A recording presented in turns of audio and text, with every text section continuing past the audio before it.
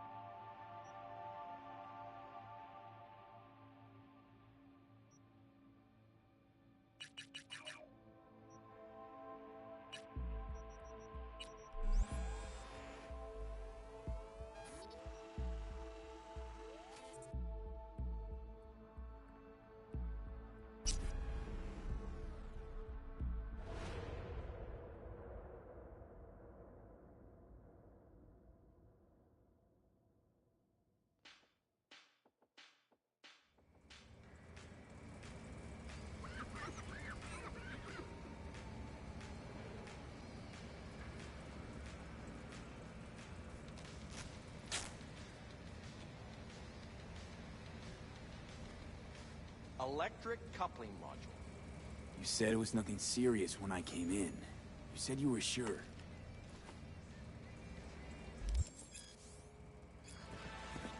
Guess I was wrong. Can always look for another shop where they won't ask a lone nomad why he's hugging the board. Get the last part, and I still tried again. And the old lady next... That's fine. Step aside. What? Got any To me, I could see her watching and doing the, I'm on the plane, eye dab, like where you brush the side of your cheeks. You can roll our sunglasses on the plane, you brush the cheeks, it's awful. Which sometimes is confused with the tired Yeah, I've actually done that with... Passion of Christ made me emotional. It made me emotional enough to actually believe in religion. I actually put Jesus up there as a, like, as I wasn't into the Holy Ghost and the Jesus is the Father, the Son, and all. I just didn't get into that. Yeah. But the fact that he took that beat for an hour and a half in a movie that represented 5 weeks or whatever it did, that beating he took. I actually stood up and said, we get it. He got tortured. Dude, We know. just emotional, crying, anything. I just stay away from anything that has to do with animals, and then I'll be fine. I know. Yeah, all right. Fredo and the Godfather, of course. Michael Clark Duncan. Wait, Green Mile. what part, though? Chris and Rochester, thanks for the call. When Doug Fredo Boston. cried, Papa, that wasn't that great of a cry. Wait a minute, the cry, what cry? Oh, we just lost. Fredo, buddy. He just went away. I thought I could get him. Was it when he got killed in the movie? When Michael killed him? When he... No, probably, I'm guessing... the only thing I can think of is when after Brando got shot, when he drops the gun and he's like, I don't remember. He said That was pathetic. Yeah. There's no way he could have been that. He was an emotional wreck. It had to be two. It had to be two. Godfather. Michael Clark Duncan and Green Mile. Turner and Hooch. All in Wisconsin. Paul. What part of Turner and Hooch? I'm such a girl. I cried like a little baby when the dog died. The dog died in Turner and Hooch? Yeah, right at the end, and then it had like puppies with that other... Oh, so you're an animal guy. How about Benji? You cried at Benji? Sure. I cried at everything. He's just a crying. More soy milk. Just stay away stop drinking soy milk, Learning, we got to stay away from soy milk today. See, you learn something every day on the show. Funniest cry, Will Ferrell and Anchorman. I never laugh at cries. It's not because they bother me that they're making fun of it. It's just, to me, they're always so corny. Fake cries never make me laugh once. Sean Penn and Mystic River. Mystic River was a much better book, by the way. Has to be said. I don't remember Sean Penn. How about the Sam movie where he played the retarded kid? I've never seen it. I didn't see that one. I didn't want to deal with that crap. How about Philadelphia? Yeah, that was a Forrest Gump and he sat and They both made me cry. I mean, I hated to admit it. Forrest Gump made you cry? The first time I saw it, this shit was retarded. Hell yeah. I dropped him. Hell yeah. Now, could you, as you're sitting down to pee, could you see the television from the bathroom? Jesus, Jim. I'm telling you, it's where my emotions have always come out in such weird places. Like, in movies are always... And it's not a sex ploy. It's not something you learn to do. I do it alone. My first big cry in the theater, I was ashamed of it too, is when I was a kid, I went and saw The Champ in the theater with Ricky Schroeder. I saw that recently. Was that Schroeder or Ricky Schroeder? Yeah, it was. Jack Warden. That was a rough one. John Boyd, and who's the woman who made Dunaway? I cried recently when I saw that too. You know, because I knew The Champ was about to kick the bucket. Oh, that was awful. A rough one. Okay, let me ask you this. All it did was anger me. Is Baby with Hilary Swank, Something Baby. $1 Million Baby. I hated that. Did that make you cry? Not at all. That just angered me. Yeah, absolutely. Boys Don't Cry made me cry a little bit, but Do you know what I'm talking about? Yes, I did. $1 Million Baby with her patheticness from the last hour of the movie. They were trying way too hard to get you up. All right, good. Get you to feel something. No, I'm with you on that one. Nothing. I hated that movie. I really hated that movie. Hey, Patrice, this is the Stallone thing from Rocky III. Dude, it's because it's Stallone that you gotta laugh when you. But his crying when Mickey dies is up there in an all-time cry scene. All right, we're gonna take a break. We can continue with this because the phone just lit. Mel Gibson and Ransom, Adam Sandler, Reign Over Me, Russell Crowe and Gladiator. Ransom. Ransom is a good movie. Well, and Russell Crowe and his wife was burned up. Crap. Yeah, that bothered me. Sean Penn and I and Sam coming in again. Tippy Tom crying at Sophie's Choice. We might have to squeeze that bit in today sometime. That is hilarious. You know Tippy Tom. When I was doing Sophie's Choice on Google, I saw Tippy Tom crying at Sophie's Choice. I didn't click it because I didn't know what it was. Go home and it is hilarious. Can we link that today? Our homeless friend watching Sophie's Choice crying his eye. We were just egging him on too. We were egging him on. I'm like, Tom, what are they doing? Do yourself a favor if you're in front of a computer. I don't know how you find it. Maybe Sophie's Choice / Tippy Tom or something like that. You'll get to it. You're savvy enough, but it's worth a peek, man. It's funny and and funny at the same time. Yes, Jimmy. So we're going to break now? Yeah. All right, just real quick for Patrice. I forgot to do that before. Comics Comedy Club. Patrice will be there. It's on 14th Street, December 26th and 27th. Nice. 10:30 shows. Holiday week. Everybody is off. So 212-524-2500. That's Comics here in New York City. I saw Patrice at Comics last time you were there. And, man, did you own that place. I love comics. You own that place. It's actually a nice club. It's like it seats more people than you think it does. It's very intimate. It's got almost like a half of a circle seating. It feels like it's really right. You were like a pimp. I can't even. I'm trying to give you accolades here. It's like you were like own that joint. You were like I don't know what to say. You were a rock star. I can't say pimp, but I sound like a devil. I know. I mean that in a loving way. I know you. I mean that in a loving way. I know you do. These people were freaking out that you were there. They all waited around to get their pictures with you. You look like a pimp. How you dressing now?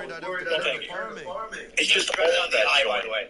That's why black people say pimp better. Because white people say it like pimp. At least say it M. And black people like pimp. They have like an. We still get you then.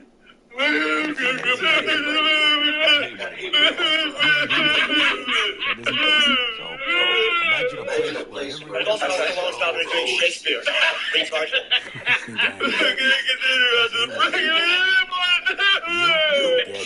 We can clear the phones, maybe get back to the crying thing. But you got Bush getting a shoe thrown at him. We haven't talked about that yet. That was pretty cool. He looked like he was enjoying himself. I've seen the video easily 100 times. Watch it again, and you kind of see the smile on Bush's face, like, hey, this is kind of fun. He's a crazy dude, man. You think he's crazy? I bet he fish bites somebody. And they had that was breaking news over the weekend. Breaking effing news that someone threw a shoe at him, and that's like the ultimate insult in the Middle East. Yeah, whatever. That, or maybe talking to your wife as an equal. Who knows what they do over there? It's just nonsense. It's a scumbag reporter. I'm like, yeah, it's just a shoe. He goes, and someone goes, no, you don't understand. This is the ultimate insult you can do to a person is throw your shoes at him. Remember when the Hussein statue went down and all those guys were lining up? Oh, that's right. That's right. I forgot about that. They all lost their shoes. That's smart. I want to open a shoe store in Iraq. There's a certain kind of logic you have to have in life before people respect you. You have to. I think Americans and English people. What are the countries where you go? Canada, where the way people are. Even though it's starting to be, the whole political correctness thing where people start to just tell you what to think and how to feel and all that. Other than that, though, the behavior is basically logical. If somebody threw a shoe at you, you'll be angry only because he threw a shoe. Right. But over there, it's a statement of horror. Really? A lot more. Your daughter is a goat. And a big boom. They had the worst headline. Everyone's trying to work the headline for this Bush story. Their headline is "No lame duck." Oh, duck. Bush eludes shoes heaved at him by an Iraqi newsman. So what was the deal with this? Obviously, he was. Oh my God! The Daily News is the worst. Even better? Oh my God! Suicide attack. That's hilarious. That's hilarious, Jim. Jim, say that one more time. Suicide attack. That's hilarious. Or SHOE suicide. It's so corny. It's hilarious, though. You like that one? Oh, it's hilarious. I hate these witty little headlines. A lame duck joke. But Bush was already put his hands on the podium he was like, yeah, this is cool. Oh, he just knows what wants to throw shoes. It's like we need little puns and wordplay, and what are we doing? Like on the back, the big bruised, instead of big blue, big bruised for the giant. How stupid are we? Like, we need little word games in the media. Well, here we go with the Jets in the back of the post. Potluck. Well, because he was, he was called with pot. Yeah, I know. Yeah. And then in return, he could get smoke bills. Yeah, because he liked pot. Do you get it? So many words. All right, ready? Tons. Yeah. If they threw, if he threw a can at Bush, what would the headline be? Well, if he would have missed, it probably would have been no can do. How about Afghanistan? All right, let's go with the bit for a while. Let's go with the bit for a while. If you got one, give us a call. You know what, though? As lame as that is, They would go with that in a second. The papers would go. I'm trying to think of if something happened over there, and what the headlines would be of that. Oh, that's funny. With the Bush thing, the Secret Service guys behind the door there, if you've seen the video, they just kind of come out very, almost nonchalant. They're not rushing like it's the, There's one additional. And Bush's people come through the door like, all right, that's it. Where is this at? Oops. Well, they know Where's this a-hole? They know there are no guns there because of they're screened pretty heavily going in. The media, so they know that there's probably no guns. But boy, they tackled this bastard quickly. Look at Bush's face though. One last time, watch. Yeah. Now, holy mother of God! That guy just missed his head, and Bush really. What's gonna happen? So would he be some type of martyr? If he will be a hero, if the shoe hit him, even that he's a hero in the Islamic world forever because he threw it. Right. They know he tried to hit him. Yeah, he's beheading free. I tell you what, What happens to that dude guy had now? a great arm. Yes, he did. I mean, he stoned a wife or two. He doesn't have a great arm. He was 12 feet away. Yeah, but he really. Bush is so quick. He had that right at his The face. second one, he barely ducked. He knew exactly. If Bush caught his shoe and chewed it, it would have been hilarious. Yeah. Just he caught it in his chewed the wheel. Or if he grabbed it with his foot and ran it back like a dog and gave it to the guy. What would that have said about the U.S.? How do you take your shoes off knowing that this is a big thing over there? Like, you gotta all right. Can you imagine? Listen to what you just said. First of all, I'm serious though. Wait a minute. In America, you can take your no one's gonna think he's twice. sitting there, right? Yeah. He's sitting there the whole time. He's planning the shoe attack. Yeah. Days in advance. Yeah. So he's done that. He's been planning. Yeah. And he's sitting there, right, with his loafer or whatever. And he's just looking around.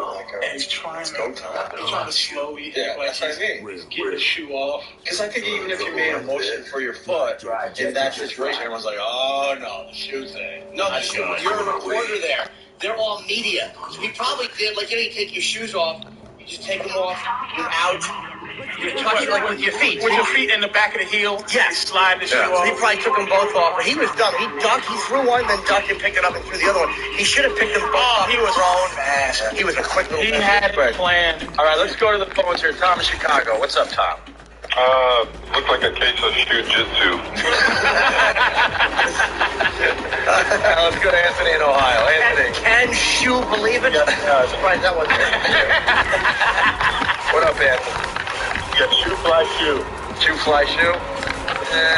All right, let's go to Sonny Pirelli. Or no, don't shoot. When you spell it S-A-W-T. There it is. Sonny. Hey, if Dick Cheney was there, would he be considered to be a shoe-in? Wow. Wait, a shoe in, like, for the seat afterward, I guess. Goddamn comedy. You're a real heel. You're a real heel. You are a heel. I was trying. Here's some quick audio. The agreement lays out a framework for This is the the raw withdrawal audio. of American forces in Iraq, a withdrawal that is possible because of the success of the surge. جنوده وجنود الولايات المتحدة والمدنيين فإننا نقترب كثيرا من هذه النهاية. شكرا جزيلا.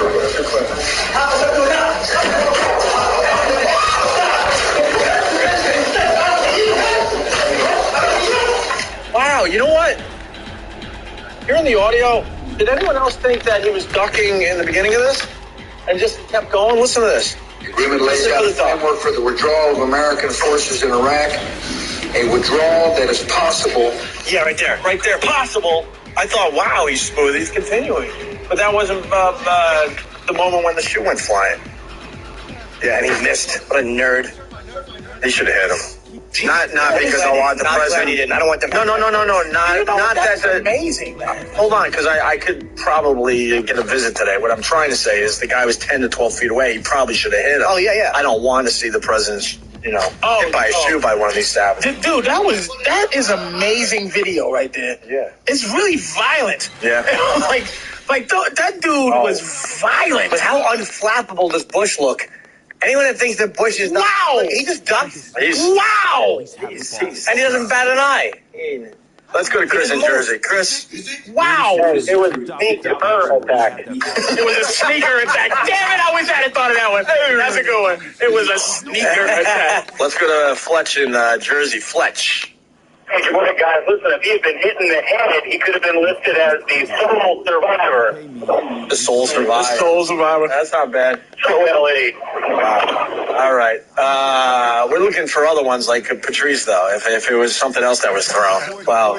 What was it again? Afghan. If they threw a can. The Taliban. Or if it was a rock, they would have said, I rock ye. I rock you. So dumb. It's just awful.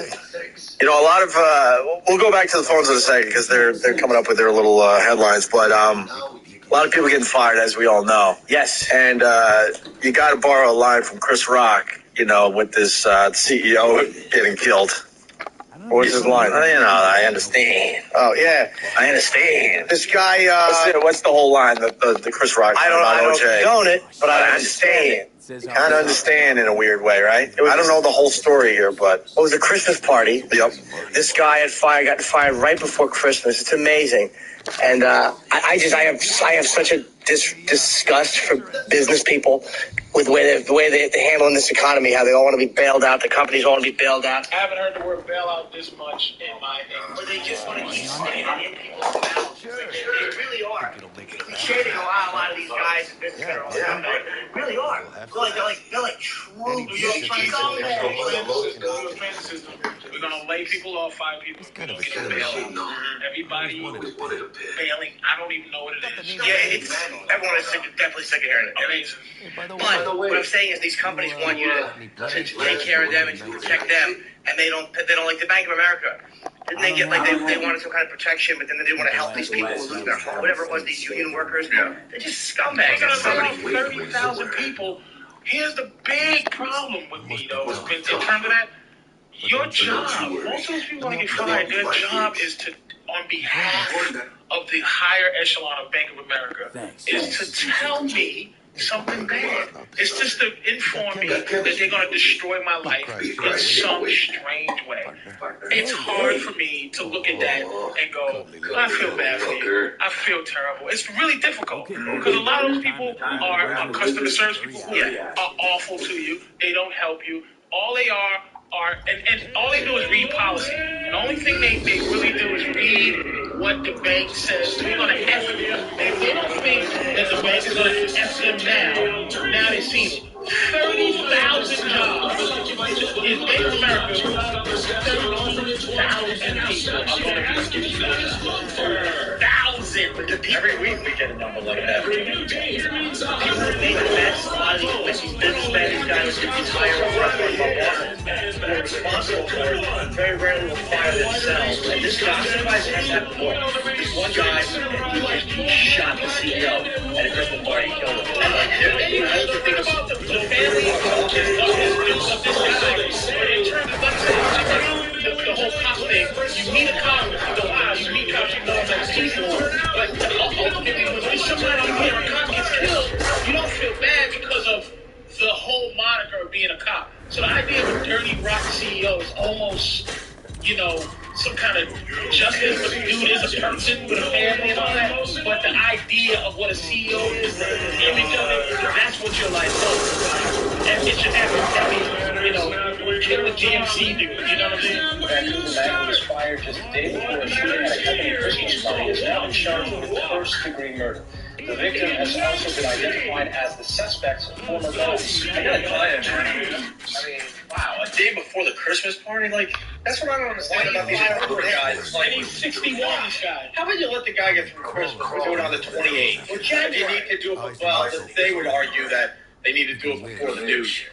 can you imagine the day before the Christmas party, everyone's going, all happy around the office, like, Yep. And that guy was a statistic. This guy who did the killing, a statistic. And ultimately, if you talk about the death of the CEO with anything except for a little bit of compassion, thinking about his wife and kids, how can you do that when he made this guy a statistic, a person? He just made him a not person. So how can you make the CEO anything but a CEO, not whoever the guy is? You can't advocate killing people, but I gotta say, it's like the problem with a lot of guys. There's this guy who stole $50 million. We'll get into that after the break. This guy here in New York. The problem is that guys who ruin people's lives have a penalty of going to white collar jails. It's like there is no, and they keep the money. There's no death penalty for these guys. Nope. But it's stuff like that. If people realize, wow, if I ruin X amount of lives, somebody may actually put a bullet in my head for it, like they would if I was actually out robbing them with a gun. And you know what? These countries that I was saying they're not logical with the shoe throwing countries, they kill white collar criminals. I forgot what country it was, but they killed the CEO for doing that type of stuff. In India, they did that. They beat him to death. I don't know if that was the same. No, not that guy. I'm talking about the sentence for some dude was to just kill him. Let's get to the rest of this. it's a former boss. Police walked into the company party Friday night and opened fire. The man shot was Benjamin David Banky. He was the CEO of Tallgrass Distributors, a natural health food supplier. Such an unimaginable scene, something that would be so shocking. You just, who here can imagine being at your Christmas party, your staff Christmas party, a time of joy, looking forward to the Christmas season. Suddenly this man comes in with a firearm and kills someone right in front of you. At least a dozen people ran out of the party and escaped unharmed. Police surrounded the building and after a couple of hours persuaded the suspect to surrender. Hey, look, it's bad, but you know what? I don't know what this guy might have just been a bad employee. Yeah, I want to know why he got fired. I don't know if he was just like a guy who was a bum and had to be fired anyway. Yeah. But the fact He was 61. Well, what kind of bum could he? A 61-year-old? He may have gotten caught stealing, or who knows what happened. But if it was find out more. It was just one of these things. Did he say to him before? Nice suit. I hate to ruin it. Nice suit. I hate to ruin it. Now, what's the combination? Yeah. It was Nakatomi. Is that who he was? Nakatomi. You know how bad it's getting? We do have to take a break. We can continue with this. We got to talk about the guy that Bernie Mackville, I think his name was. and the Mets might go out of business because of that. Or we'll explain it. I don't think so, but they were all over that in the papers on Saturday. There's been in radio. I think if you're a regular listener to the show, we've been keeping you well informed of all the firings that are going on around here. Not only at this radio station, but throughout the whole company, right? And I guess it's come to my attention, E-Rock was telling me, that the woman, they had one woman, what do they call her? They had her name, the Grim Reaper. They were calling her the Grim Reaper. And she was doing all the firing for the New York. She was going from station to station, and word got out. If you see this woman, she's there to fire people. That's how they were going, Grim Reaper. Make a long story short, this is how bad it's getting in radio. That woman just got fired. The woman that's been firing everybody just got fired. How awkward must that conversation with herself must have been? You ass. Suicide. I have to let me go. I'm taking my shoe off right now. Suicide. We're fired. We're fired. Who are these people? But the woman that fired everybody just got fired. That's how scary this radio thing is. That might mean that the bleeding is stopping, though. That might be like. Can you?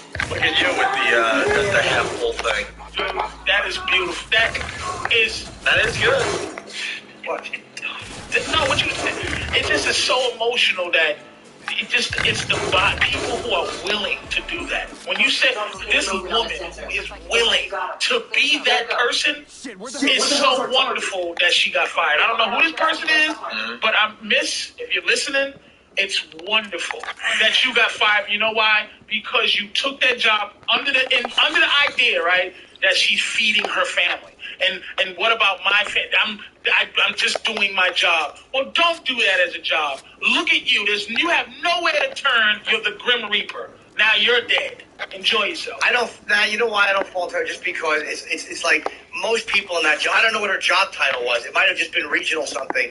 And technically, your job is to fire people, but it never happens like that. Right. And only in this time, like, you got to go get A, B, C, and D. And she was like, ugh. No, she was proud to do it. She went up in there. It was pride. She walked in with pride. Trust me, That's a power trip. It wasn't. I'm sorry. She loved the power that they gave her. Exactly. I'm with Patrice on this one. Stop, Jimmy. I'm so with walked in happy to fire people. Possibly happy to fire. Cut off heads. Whoa! There's a new Adam Sandler movie coming out, and it's Christmassy. No. Click. You see Click? Oh, what's that with the remote thing? We played the foreigner. The foreigner. Which one we played the foreigner? Come on.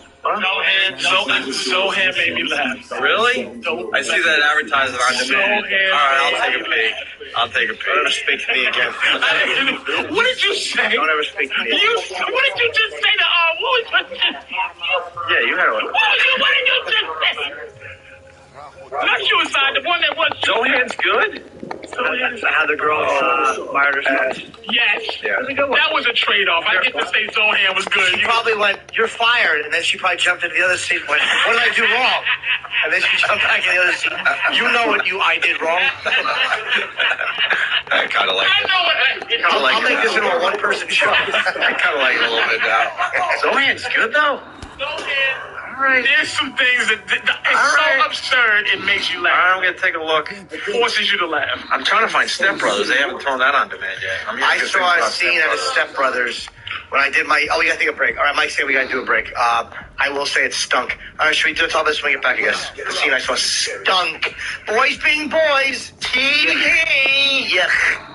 Enough with corny white guys. Enough. Thank you. Every day it's a different lineup on this radio show. Today it's Opie, it's Jim Norton, and it's Patrice O'Neill. And Jimmy's got a big gig at Atlantic City. Oh, yeah. It's January 16th, 17th. One of the shows is sold out at the Borgata. One still has a few tickets left. Theborgata.com. Where's the big gig, Patrice? Comics? Yeah, I'm at Comics. Right after Christmas? Yeah, 26, 27. 26, 27. Patrice got 2 shows, 8, 10:30 each night. It's here on 14th Street. It's a great club. 212-524-2500. There's a lot of people that go to these shows the holiday week. Oh, yeah. The call event. It's a good show. I'm going to talk about how the wonderful world. I'm going to talk about It's a Wonderful Life. I'm going to talk about Santa. I'm going to talk about a lot of things. You have a Christmas set? Oh, man. You got a Christmas everybody set? be happy. Nostradamus. We're going to talk about that. I like that. Now, this the comic show is like Jimmy was pretty much hinting. They're going to sell out. So if you want to see Patrice, I'd get on the horn and get your tickets immediately. These CEOs, these white collar. You're really saying about this, man. It's already much of I have to be careful how I say this on the air. All I'm going to say is this. This guy, Bernie Madoff, He's more than a CEO. He's a Wall. He was the head of the NASDAQ at one point. He's a massive investor.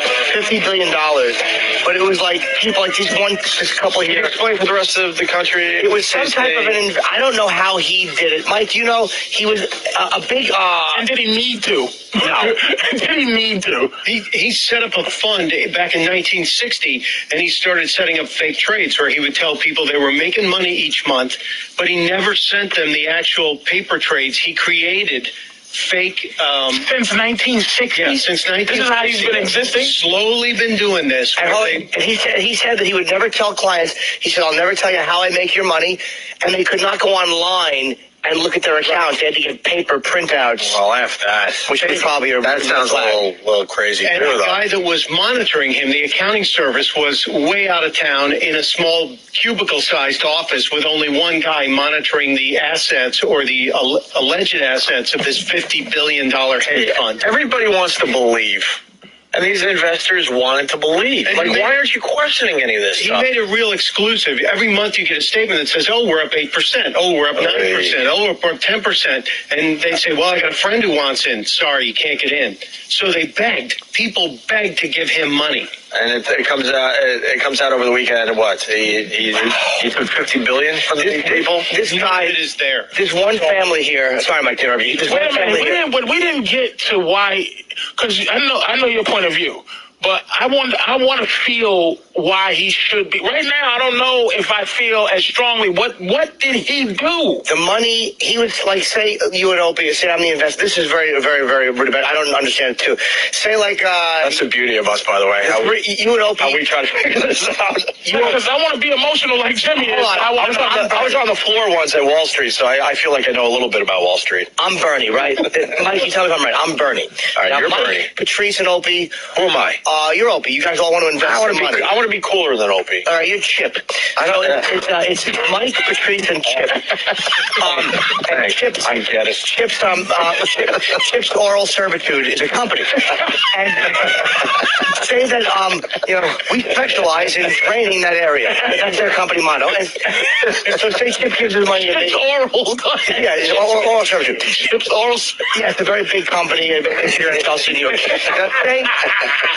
Chip says to me, here's $100, I want to invest it. I say, Chip, I'm going to get you a big return on your money. And now let's just say Patrice has a company, and I don't know what I do with Chip's money, but Patrice invests his money, and I say, I'm going to get you a big return on your money.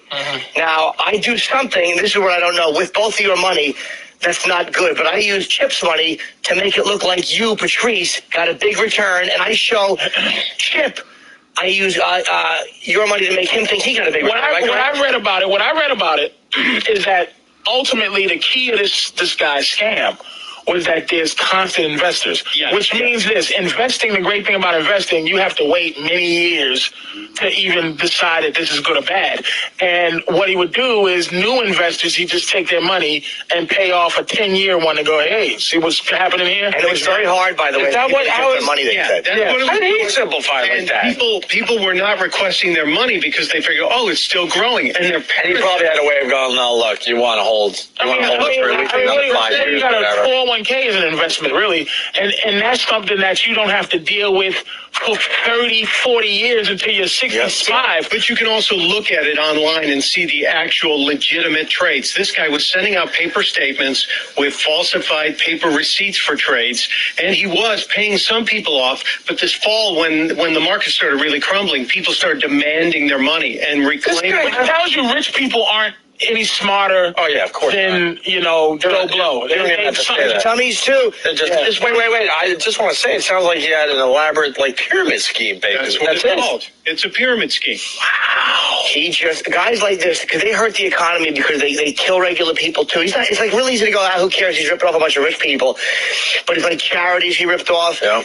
And people My Nets. One guy, the Will Pond got ripped off. $2 million this guy worked his life. He started a magazine, sold his house, and everything, even the proceeds from the sale of the house 3 weeks ago is gone. Yeah. And the problem is, and I'm not going to say on the radio that I would never encourage people to do violent things to each other, but I will say this, that when horrible things happen to a guy like this, you don't mind. I am happy to hear it.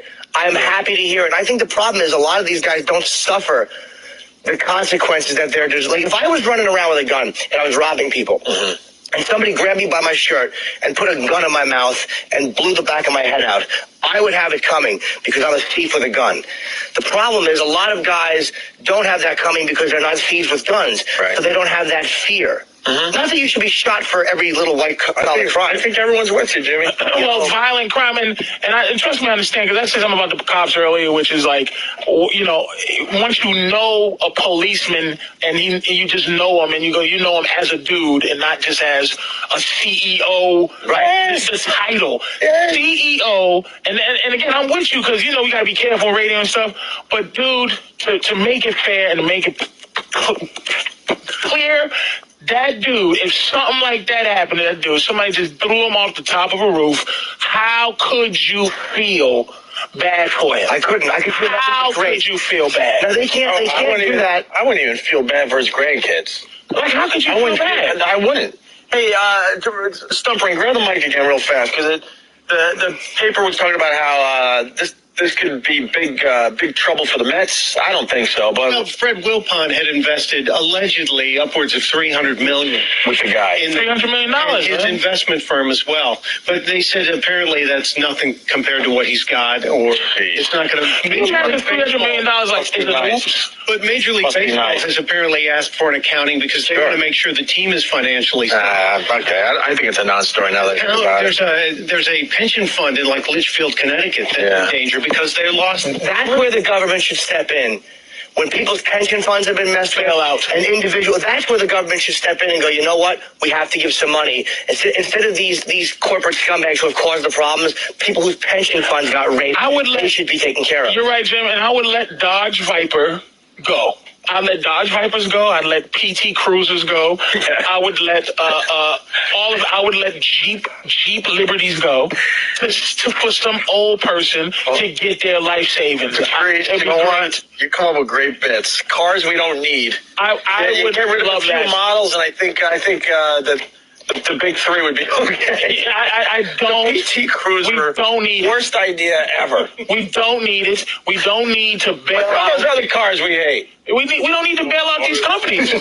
You know what somebody said? I was listening to talk radio just about it and people talking.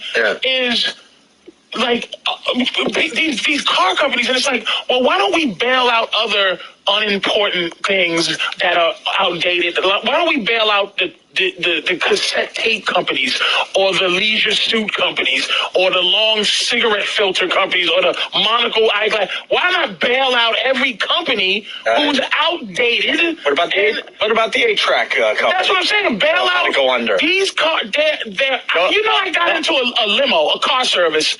I didn't know what a hybrid was. I didn't care. I drive a big truck. It changes from electricity to gas. The cabs in New York had that going on. I didn't realize that. Dude, the cabs in New York, they look like they're stalling when they come to a red light, and you're like, oh man, I'm never going to make it to my destination. So I asked the guy the first time I was in one of these, he's like, no, it turns off. I think it goes back on to electricity. And I'm like, what is that? What a hybrid? I thought a hybrid was like just a special unit. It's a big thing. Why? I'll tell you why. And I'm just a newbie to all this crap. But we can't take the hit in the economy. That's the problem. What hit besides? Oh, listen. Besides the 100,000 namelessness people, like the 100,000 people. Their families and stuff. So how does that affect me? Again, I'm just asking, in this world, when people are concerned about them, how does it affect me? It would just affect the economy too much. I don't know. I would have to do a little more research, but that's why the parts. It's the people who make the steel. It's all that. We're talking almost 3 million jobs, which is probably 6 million people. Now you're going to throw maybe 3 million, 2 million people out of their homes. And the anger people are going to have to be saying this. Now these people aren't on the street buying stuff. It's, you know, that's why we don't progress as a society as fast as we should, because, we probably should just let it fall by the wayside and see what is the next thing that happens. It goes beyond that. I don't understand it completely, obviously, but it's because of all these things happening with the banks, a lot of regular people just can't go out and buy a new car. It's like regular people who are getting just effed. Yeah. That's what sickens me. And these other guys, they still jump out with $200 million parachutes, and guys like this vulture, like that's the problem. Right. Because guys like this vulture who have been just preying on people and robbing them blind. These are the guys that have to. But the fact that he gets to keep, even if it was legally keeping $50 billion, isn't that something about having $50 billion in your pocket? Ultimately, let's go to the phones because this will make Jimmy happy. Anthony, Rockland County, how are you, Anthony? Hey, what's up, Opie? Yeah, about a decade ago, Communist China hung 2 guys right in the square for embezzling or hacking $1 million right out of a bank into their bank account. That makes a statement right there, doesn't it? It does, but stealing from a bank, it's like, the thing with a guy like this, you can't just hang him. It will never happen in this country. But what they should do is they should stop putting these guys in prisons where they're not going to be brutalized. Like, if a guy like this, if you threw a few guys like this in general population of Attica or of other places, and they were really brutalized, people understood that there was going to be a very, very physical penalty for stealing from people like that. Yeah. They wouldn't do it as readily. They wouldn't do it as quickly. All right, we're going to take a quick break, and we're going to do a little mopping up next. We still got to, SNL made it funny. We should mention that after the break. Yep. Made it funny, and now there's a lot of outrage. It's on page 3, page 4 of the papers today. They might be in a little trouble with the governor. And there was Sean Avery and, Rudolph. They don't want Rudolph being sung at schools. Of course not. We'll explain a little bit. Opie and Anthony. Without Anthony today, Jimmy Big Gig, Atlantic City. What is that all about? January 16th, 17th, the Borgata, one night sold out, one night get tickets. And not to confuse the issue, and then you got Patrice at Comics right after Christmas. Yeah. There you go. Of December. David in Arizona wants to explain to you how lost jobs affect him personally. Not just people losing their jobs.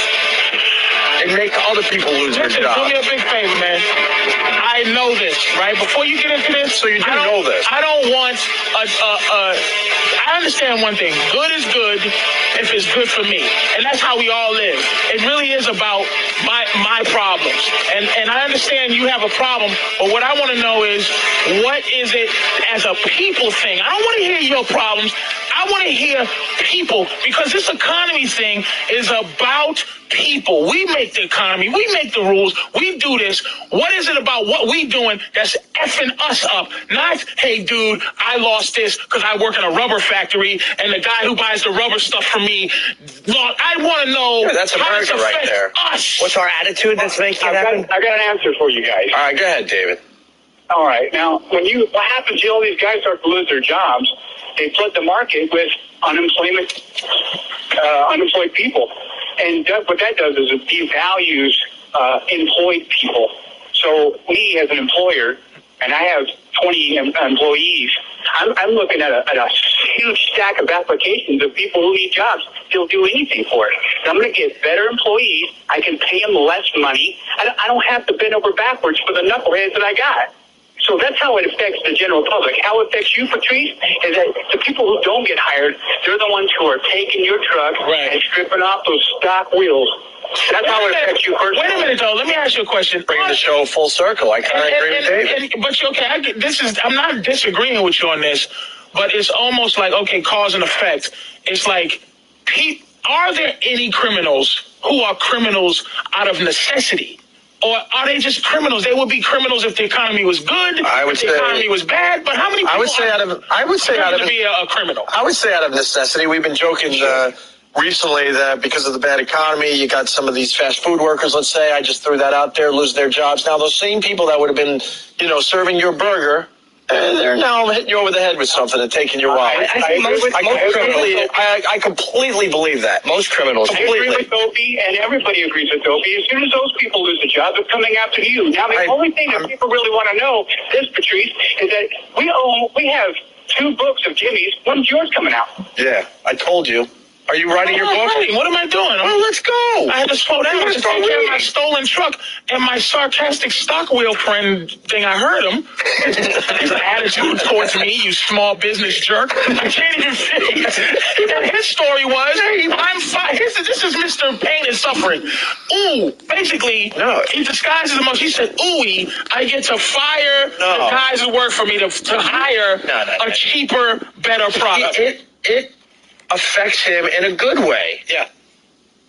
But he was saying. It's pain and suffering. But I think it's safe to say that it affects a lot of people in a bad way. But every tragedy affects some people out there in a positive way. But don't we run this thing? How we made it up. Make up so we can be better. That's why we're retarded. No, but we made it up. Yeah, well, the people that made it up have now screwed us. So what do you want from us? Most people don't. Here's the thing: a lot of lack of knowledge about what happens with the money. Like, I don't know. I lost a piece of money. I'm very disgusted with it, but I stopped the bleeding. Could have been worse. It could have been a lot worse. I probably could have lost over half of what I had invested, but I didn't. I lost like 25%, but I stopped it. Like, a lot of people don't follow what their money is doing. They don't understand how it works.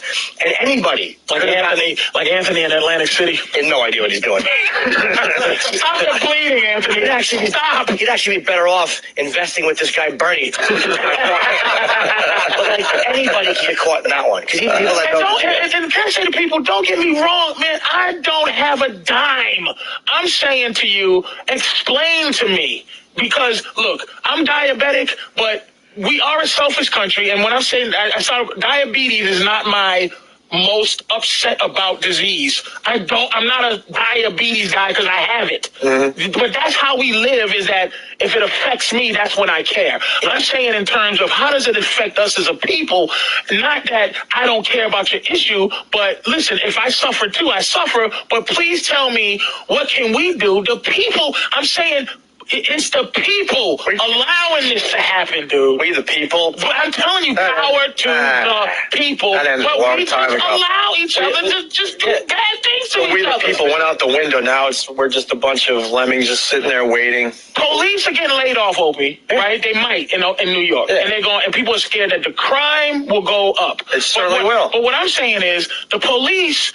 It shouldn't be just a job. It's almost like the idea of police is protection. So if I'm not a cop as my job, does that mean that as a person, it's supposed to be an ethic behind it, or teachers, an ethic behind it? If it's not a job, then you're not going to teach somebody, or you're not going to help somebody if something bad is happening. I'll tell you one of the That's people thing. But one of the things is this, though, being a cop, we also allow certain privileges to people that we entrust to protect us.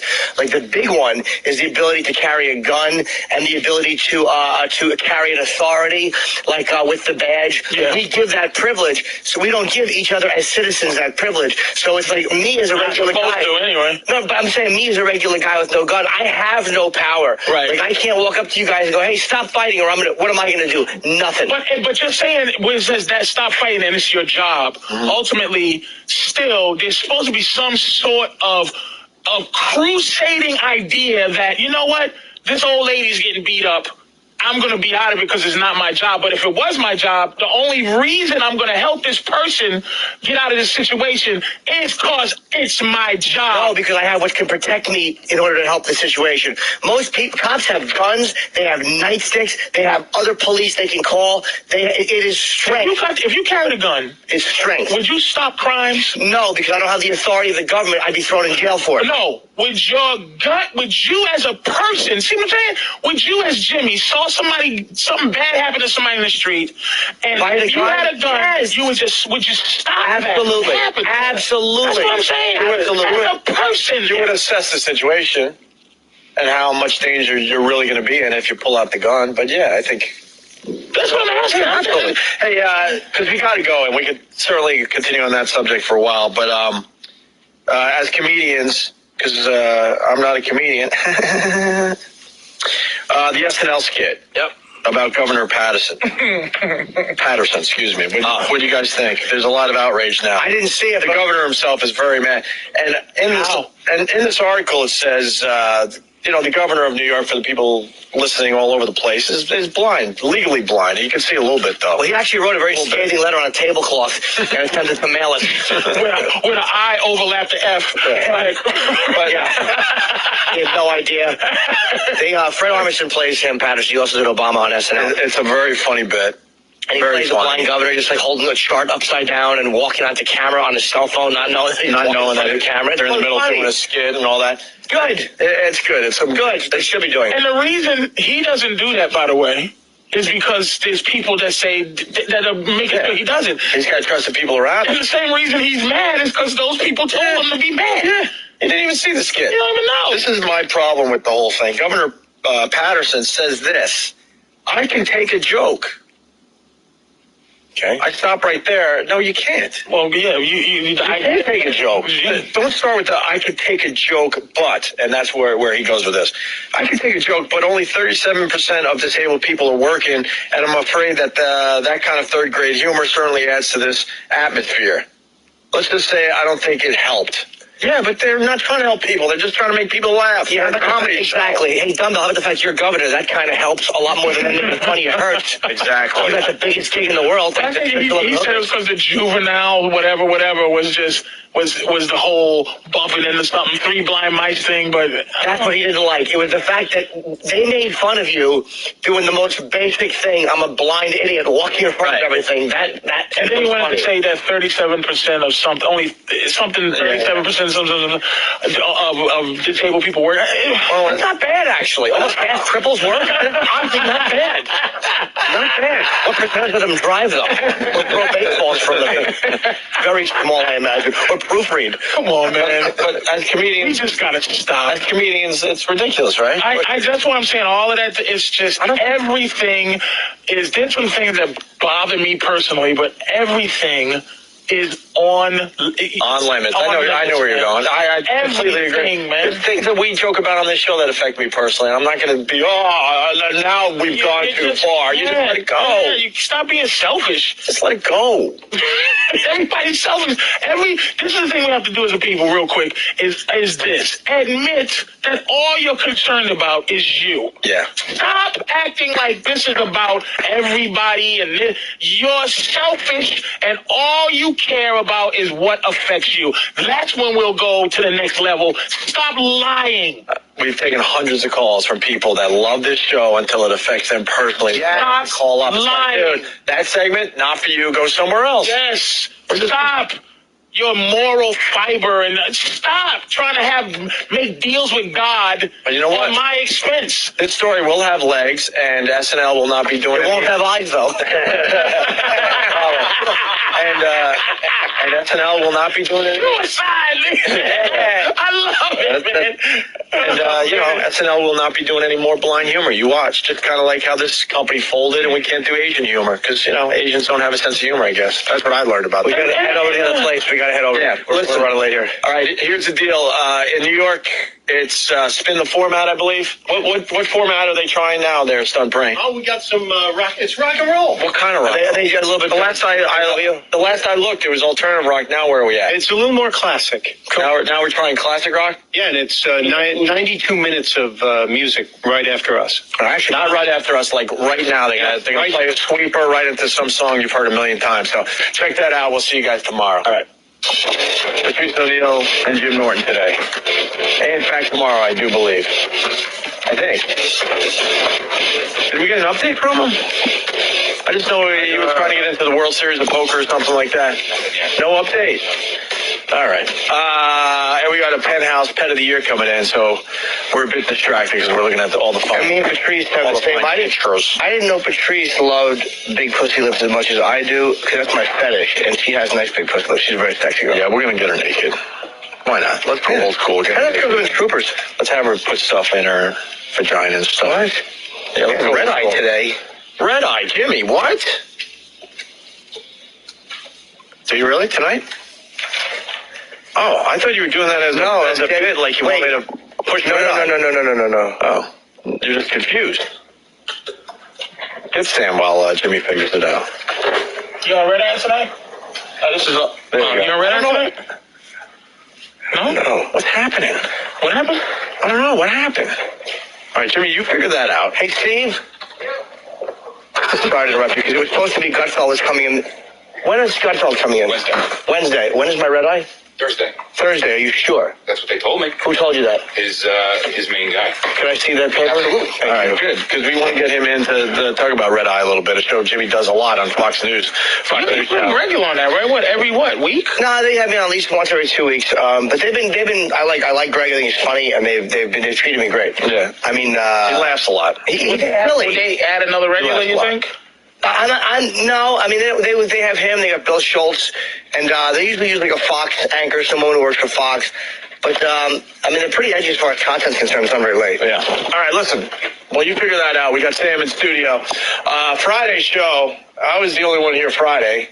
Every day it's a different lineup with the radio show. You was what? I was the only one here. Jimmy was gone. You weren't here. I'm just saying. No one called me, but Anthony was here, right? Yeah, but he's not here now. I'm talking about the people in the room. So I'm going to explain what happened on Friday's show. Holy mother. The lineup of the Opie and Anthony Show Friday was myself, Anthony, Bob Kelly, D.L. Hughley. Okay. We did a little something with intern David. And D.L. Hughley felt so bad for the kid. He goes, he said, here, you need to get laid. Yeah. I'm trying to, not blow up anyone's spot, so we got to kind of be careful with how it went down Friday. The regular listeners know, but we got an update. Yeah. Bob Kelly was bragging about a Yankee Cranky shop, Jimmy, that he loves. He went into graphic detail about why he loves this place and blah, blah, blah. And it turns out that he likes another Yankee Cranky shop even better, but he didn't want to mention that one because he doesn't want to blow up that spot. Right. He was willing to talk about this one place just in case it does get busted. He's got another place that he likes even better. Got it? So we sent David down to a Yankee Cranky shop. For real. And David went through with this. Yes, 100%. We got in the cab, and he went through with it. He asked a bunch of questions and everything, but he was completely ready, willing, and able. And there's nothing wrong. We call them Yankee Cranky shops, but technically what they really are is massage places, and there's nothing wrong with sending a guy to get a legal massage. Right. Like, there are times where, your girls might do things, they might not, but you're not really privy to that beforehand. But make no mistake about it. It's a real massage place where people get massages. Occasionally the girls might do shit. I don't know. Right. There you go. And we had a whole discussion about that on Friday. So we sent Sam down with David to go to this massage parlor there, Jimmy. Okay. And we got some audio. You taped the ride and everything? Yeah, I got as much as I could. I ended up with like an hour and 15 minutes of audio to go through with this kid. Right. But yeah, we started in the cab, or right when we got out of the cab. And he was excited at this point because we were in front of the place. Right. We'd taken the cab over, and he knew he was really going to do it. And, yeah, that's where the audio starts. All right. I think the Penthouse magazines are distracting everyone today. Big and it's not like we have one. We have about 10 copies. 1, 2, 3, 4, 5, 6. We lost Patrice. No. 8. There's one over there. We got 8 copies of this magazine. No, we didn't lose Patrice. Right, I'm just looking through. That's all. But I'm listening. Oh, by the way, who was telling the Patrice story on Friday? Was it Bob Kelly? What story? Oh, the Amsterdam story? Because I wanted to get you on the phone and talk about this. Oh, I got that later, but I don't know what story he told. Who was it? Bob Kelly? I fell in love with it. Yeah. Bob Kelly said that... Oh, I remember that. I wasn't even there. I remember that. You were checking out the girls in the windows in Amsterdam, and you were going in, but you weren't popping your nut. You wanted to save it. So you would do a little something here, then you move on to the next one and do a little something here. Yeah, man. Okay. And then Bobby goes, when you finally decided to, let the nut go, the woman afterwards showed back up in the window with she looked like she's been through a war or something, and she turned her sign around that said closed. I don't know. My self-esteem I just want I really want to feel liked when I did that shit. Yeah. I just wanted to be liked. Yeah. So I would go in, and if I didn't, what I was looking for before I knew the phrase was a GFE, I was looking for that. We learned that's a girlfriend experience. Yes, and then I found that in that particular girl. She was a soldier. And we had a good time. That's 10 years ago. And she had to put her sign that she was closed for the day after you were done with her. But see, the thing about Amsterdam, dude, I fell in love with an 18-year-old girl in Amsterdam. It was unbelievable. And I fell in love because she came over. She was the most beautiful girl at the time that I had seen in my life that was close to me, next to my body. And ultimately why I fell in love is because she said something so dirty. We was on the phone having phone sex. She had been hanging with me. She wouldn't give me pussy. I didn't understand how to get pussy then. And that fucking girl said to me, she talked like these. I won't say no, but she talked like these. And she was like, why did you do that? And you did not fuck me. I said, you was playing games though. I said, did you want to fuck? She said, yes. I said, was your pussy getting wet? She said, yeah, my panties were wet, right? And she goes, let me ask you, how old are you? I go, what? I'm 28, she's 18. She said, how old are you? I go, 28. Why? She goes, I knew you were young. And I go, what? I knew you were young. She said, you don't always ask a woman for what she wants. You should have took it, little boy. Little girl said that to me. Yeah, that would pull me up. I had a tear in my eye, and I was leaving Amsterdam that next morning. Yeah. And I swear to you, You were looking up flights online. dude, that's the first time I ever got long distance put on my phone. Yeah. Like international plan. I paid that extra $5 just to hope to call her. Didn't she come here? Yeah, but I don't. She wasn't interested. It's just. Wait, you flew her to the States, or Nah, she didn't fly. So she just came. But God, she was sexy. Well, we get back to Sam. So we got intern David gets out of the cab in front of the parlor, the massage parlor. Yeah, and you can just tell in his voice and in his actions that we describe how over the moon he is to be there. Right. Okay. Oh, did his poor mama? Poor mama find him? No. We might have to collect the penthouses. We might have to collect them. All right, here we go. Oh, is it? You just hear it, right? Oh, yeah. Get him out of here. You hear the whole energy has just left this radio show.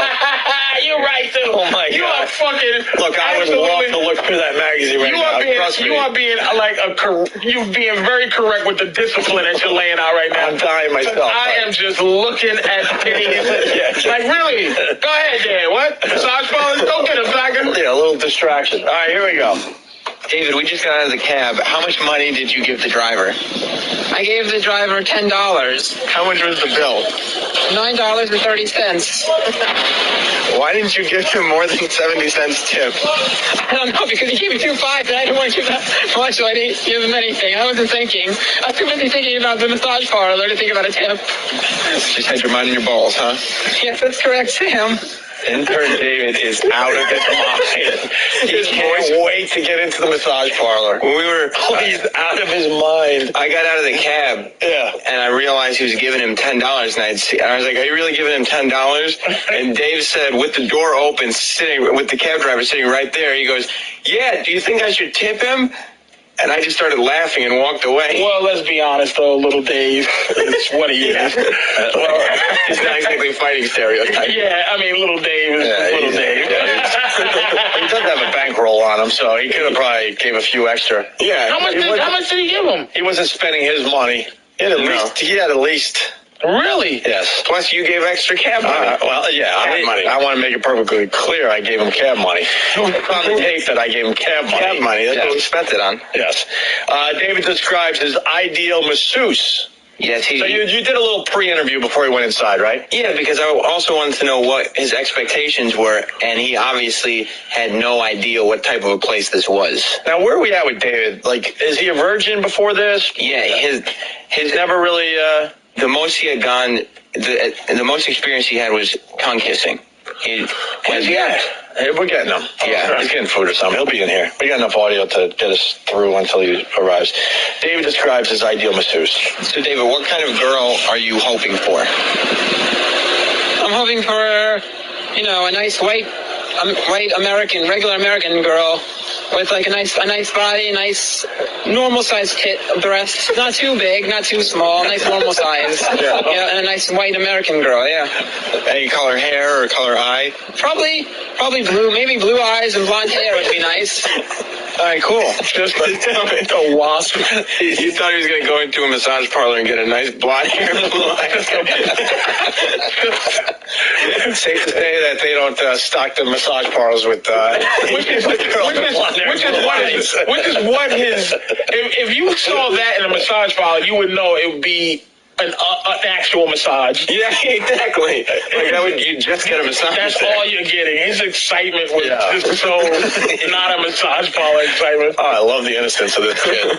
David's first words after. So now we got the interview after the massage. Right. So at this point, he went in. I re-went over everything. Right. Exactly what he should ask for, what he should do. Blah blah blah. Just go in, go with the flow, do what they tell you. And just have a good time. I wrote Sam. I go, all right, how's it going? Because I'm like, all right, an hour's got to be up by now. Yeah. Sam's like, he's still in there. How long was he in there? He spent, from the time he walked in the door to the time he came out the door, was an hour and 45 minutes. I thought I was just going to go down, get a slice of pizza on the corner, 40 minutes he'd be in and out, a little in and out action. An hour and 45 minutes is what he spent in that place. Doesn't that cost about an hour? They charged him 1 hour. because they just probably felt one of those awful women probably felt like, wow, this is a guy who's not the usual piece of garbage. I'm gonna really get him. Yeah, he told me after. I'm gonna get him hooked. He told me after that the lady asked him how old he was, and he said, "I'm 26." First his vocabulary. He came out. Cranky. He came out, and the whole name. That's who he is for the rest of his life. It's not even DL or D. DL Hughley. Right. And he said, is that the proper pronunciation? I guarantee he found out how do you really pronounce it. Is it Hughley or Hughley? And you are going to pronounce that fucker is. You know what? Listen to his crack. Hold on. You're not going to believe this fucking thing, Jimmy. We're in the middle of an emergency. They didn't tell us. They told us. No, it was supposed to happen at 9:27. So that's why we purposely fucking took a commercial break so we could clear the field and play this audio. What the fuck did they miss? What the fuck did you guys miss? Someone write me. Where's E-Rock and C? Let's just maybe they got the What the fuck did they miss? The phones are. They used to just do these without telling us. So finally, we're like, could you at least fucking tell us so something important isn't being blocked over with the EAS test? DC missed it, so I just got the heads up saying. What do these guys even have a job? They can't push a button for an EAS test? Die! The last thing they heard was David's age. David's age? That was what? Right after Sam said that they told him that he was 26, then off. I play the audio again. Okay. Basically, what clip? So go back to track 3, David's first words. Yeah, that's what you can do. Is his first words after he comes out. Yeah, because they heard that he wanted a blonde hair, blue eye. Right, they heard that. So wait, I'm trying to remember. So you said 26. Yeah, that was right before we played the audio of him leaving. Yeah, so go back to track 3. Motherfuckers. Was this just one of those emergency broadcast things? Yeah, but we knew it was happening at 9:27 because I know people are gonna give us hell because we're like, all right, we'll break, we'll do something different, we'll break right away so the EAS test could go over some horseshit promo they play a million fucking times, and then we'll be ready to get really into this bit that's really important. We didn't miss anything. Last I heard was Dave said he was 26. All right, so Dave, God damn it, leaves the massage parlor and here's his first words. We'll replay this clip. David, you just came out with your windbreaker off. Now, D.L. Hughley made a big deal about the fact that you had a yellow windbreaker, but you were walking down the sidewalk carrying it. How do you feel? Before I answer any questions or say anything, I just want to give a big thank you to D.L. Hughley for paying for this. Thank you so much, D.L. Hughley. I really appreciate that. That was incredible. Thank you so much, man. And how about the other guys? Yeah, the other guys too. Yeah, thanks the other guys, like Bob Kelly for showing me the place. But D.L. Hughley, man, that's incredible what he did for me. Thank you so much, man. What a little jerk he is. What a jerk. Unappreciative little cocksucker. He thanked D.L. 50 times. Well, D.L. looked at him and goes, you know what, we gotta get you laid. He made the suggestion. We gotta get you a girl. But you pitched in a good whatever, and somebody else, and Bobby, here's the thing, it's called synergy. Right. That little motherfucker didn't appreciate the synergy that happened. Right. He came out with his hair combed. He was carrying his jacket even though it was 30 degrees outside, strutting down the street. And like I said, he peppered his vocabulary with a few mans. Yeah. It just sounds a little more confident. And to the best of our knowledge, we think this is the first time I've asked him. He had some action with a chick. Straight up, he hadn't done anything besides kissing before this. Wow, we're going to get him in live, but I want to get through the interview that Sam went through, like an hour and a half, 2 hours of audio, and we got the best clips here. Yeah. David talks about the first thing he saw after he got in. Yes, he was. So he goes into the massage place, and this is what he saw. Right. And then you go into this locker room, and you get undressed. Fully. The exact second I walk into the locker room where they told me to go to undress, I see a naked man. Okay. With his ass. What? So he walks in. Yeah. And he goes past the reception area down to the locker room. Yeah. And he's just greeted by a naked man's ass in his face. In the locker room? In the locker room. Yeah, you get that's why I don't like the place. Big communal locker room. That's why I didn't like it. Yeah. A naked man. Okay. With his ass towards me. Exactly when I walk in the locker room. Did that kind of get you started? I was like, oh man. I was like, oh no, man, I don't need to see that. Because then he had to go and shower with them and everything. So I hated that place. Separate showers. But You know the place that David went to? I fucking hated that place. Yeah. Bob told me about it. It was like fucking told a bunch of. I like privacy, man. I don't want to shower with a bunch of dudes and wait in a fucking line like an auto assembly plant. Right. I just want to sneak in, face down, finger in the ass, jerk off, take care. Godspeed. Wow. All right. David describes the table shower as recommended by Bob Kelly. Right, because you remember on Friday, Bob said, you got to ask for a table shower. Table shower is the best thing you'll ever experience. Table shower is wonderful. You got to get a table shower. So I told him to get a table shower. All right. So I lie on the table, and I'm like, okay, this is okay, and I guess the massage is starting. No. What was it? The massage was the table shower. Oh, the table shower, the one recommended to you by Bob Kelly. Yes. How was that? Awful.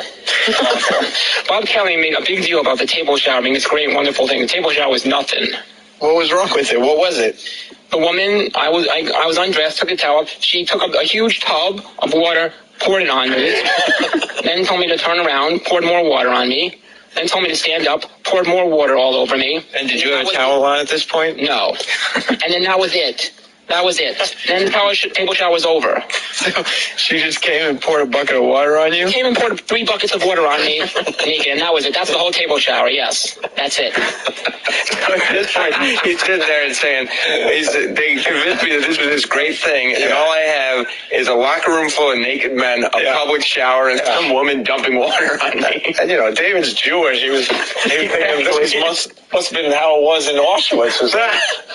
And the great thing, when Bobby would tell me about massage parlors, Bobby's really into the massage. Like, when I listen to it, I'm such a thing. Like, I want to go in there. I want to know about the whole happy endings.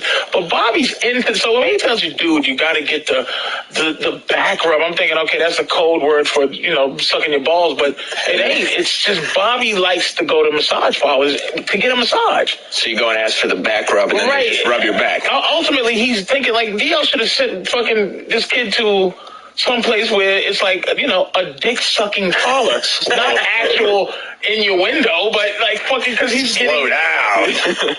Slow down. We'll do that next time. Yeah. You know what I mean? To that, but you can hear him, the innuendo that happens at these massage parlors. You really don't know. He got like a table bath, which is it's some Caligula shit without the Caligula. It's some fucking Roman horse shit. Well, it didn't sound like much of a table shower, just dumping 3 buckets of water all over. Some fucking Vietnamese girl just pouring some fucking New York City tap water on his little dirty chest. All right, now we go back to the post-interview. David's massage starts. He talks about the conversation he had with the masseuse and demonstrates his quick thinking. Here we go. What's your job? She said, what's your job? What'd you tell her? I said, I work at a radio station. I'm an administrative assistant at a radio station. Jesus. Woody Allen's embryo. Wouldn't that make her paranoid? Like, this is the fucking media in my joint? We've always told her. What are they doing, an expose or something? Never mention names. Yeah. So before I went in there, I said, I'm not going to say anything about Opie and Anthony show. No way, no way. Right. Came down to crunch time, and he's an administrative assistant. All right, here we go. A radio station. Very good, because you didn't want to give her too much information. I said, I work at a radio station. I'm an administrative assistant. She said, oh, how is that? How is that? I said, oh, it's a good job. I like it. It's a very good job. I said, okay, that's good. She didn't give a fuck. Pretty much most of the conversation. That was like all the conversation. He could have said, I throw shoes at President Bush, and she would have had the same reaction. She didn't listen to a word that idiot said. I sound like a good job. He's having a real conversation with her. What do you do, man? She probably gave her a card and here's my card. Administrative assistant. She said to everything. What is an administrative assistant at a radio station? The worst job on earth. Different inflections of Right. I have this much money. I'm running out. Worst job. All right, here we go. David talks about how the massage was. Yeah, he also enjoyed the massage. Like Bob Kelly This is like a real professional massage. Right. She's putting all the lotions, all the creams. She's moving her hands up and down my body, up my back, on my ass. Yeah. She's moving on my legs, on my feet. She's moving her fingers on me, in each individual toe, each individual finger. Where on the ass did she massage? She massaged up and down the butt cheeks, and all up and down the legs, in the crevices of the crotch. Did she go in the balloon knot? She got there. Her fingers grazed that area. That's what Bob Kelly said would happen. Yeah. That if you're lucky, she'll graze your ass. That little taint in that little area. And he seemed so new. Yeah. She probably was like, wow, nice new man's asshole. It was just, it was all young and delicious for her. She's just rubbing it. Her fingers grazed that area. The asshole. The asshole, and then her fingers grazed the outer skin of the ball sack. The outer skin of the ball sack. Okay. How did that feel? It felt very good. You like being touched on the outer skin of the ball sack. Did you ask him if he filled up? Oh, yeah, later. Oh, okay. But he sounds like the description he's giving is the same tone a doctor uses when he's telling you where he found tumors and lumps. Right. The outer skin of the ball sack. You just say the sack, the outer skin of the sack. There was nothing sexy about David's description at all. Yeah. Unbelievable. All right. Where are we at here? 8. Okay. David is asked to turn over. He thinks the massage is over. Right. And she's like, okay, turn around. I said, oh, you want me to turn around? Yes. And I'm thinking to myself, okay, I guess it's over. now. I'm thinking to myself, I didn't say that out loud. I'm thinking to myself, okay, I guess it's over now. She's telling me to turn around. I guess it's over now. Boy, was I wrong. It was not over in the slightest bit.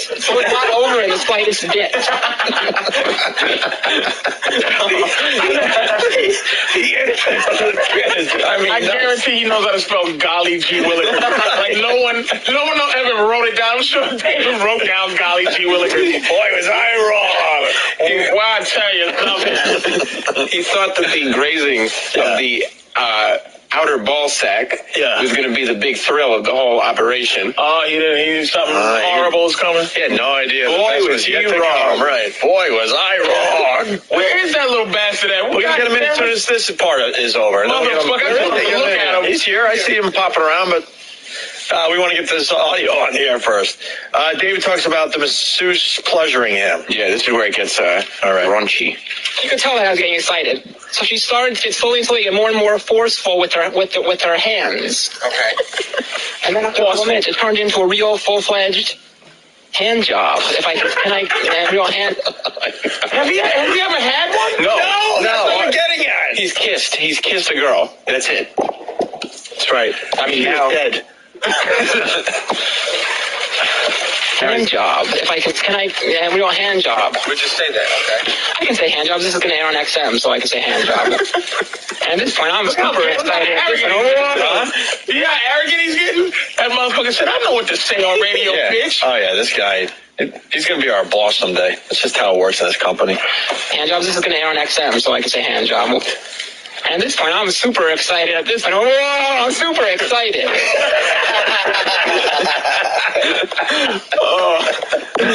Super Jew! He was so excited after all this was happening. Yeah. The post-interview took 45 minutes. I understand. Like, he was sitting there talking every detail. Like, the stuff that's not on this tape is him going, and then they asked for my ID. So I gave them my ID. And then they looked at it, and I said, all right, let's get to the good stuff. But you gotta love every second of his experience in this, that it's vivid. Yeah, that's why I want to play this before we get him in live, because this is like right after the experience. Yeah. David explains he started to get frisky. Yes, he did. Did he use the word frisky? He sure did. And then I was getting a little frisky at that point. Fucking Aunt David. Wow. Isn't that what Marion Ross said before she was on the fuck? Tom Bosley. And by frisky, he means he grabbed her like De Niro grabbed Ileana Douglas in Cape Fear. I got you now, bitch. Officer, am I in trouble? Wow. My favorite sex scene ever. I got you now. You tolerate her shitty jokes all night.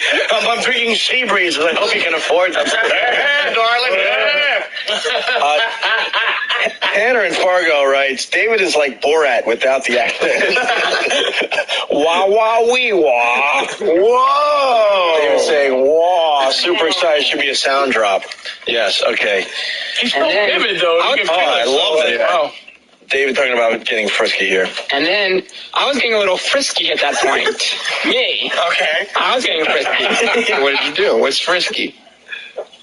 I proceeded to touch her. You did? Oh, I certainly did. Was it welcomed? Yes, it was welcomed. Where did you touch her? On her back. Okay. I put my hand on her back and was rubbing her back gently. What? I'm gonna be quite honest. Yeah. His newness, is making me like rejuvenate my lack of newness. Like I'm like, you're excited for it again. This is exciting. I wish I could. This is like a brand new toy. This day. Yeah, I need to watch an Asian girl run around a room with a meatloaf hat and a room full of Komodo dragon. His happiness is just so. The threshold changes after a long time. You can't get excited until it's at a certain point. I can't. I have to watch like I watch fisting. Like just some guy putting his whole hand in bitch's pussy. It's like I'm like, oh, there you go. It's filling up now. This is filling up. Just because it's so amazing. That's this whole thing. Yeah, this is the beginning stages of sexual perversion. Fast forward a few years, he's going to be in a dungeon somewhere in high heels, like on his tippy toes, hoping he can, balance himself so he doesn't choke. And remember this moment. I don't know if you remember this if you're a cartoon watcher, old school cartoons. Yeah. Yogi Bear and the Japanese bear, the picnic basket bear. You remember that episode where the Chinese bear came from? He said, look, the ranger's like, don't feed him picnic basket food. Right. And he said, okay, no problem. And Yogi was like, hey, try this. And the bear just got strung out. Picnic basket!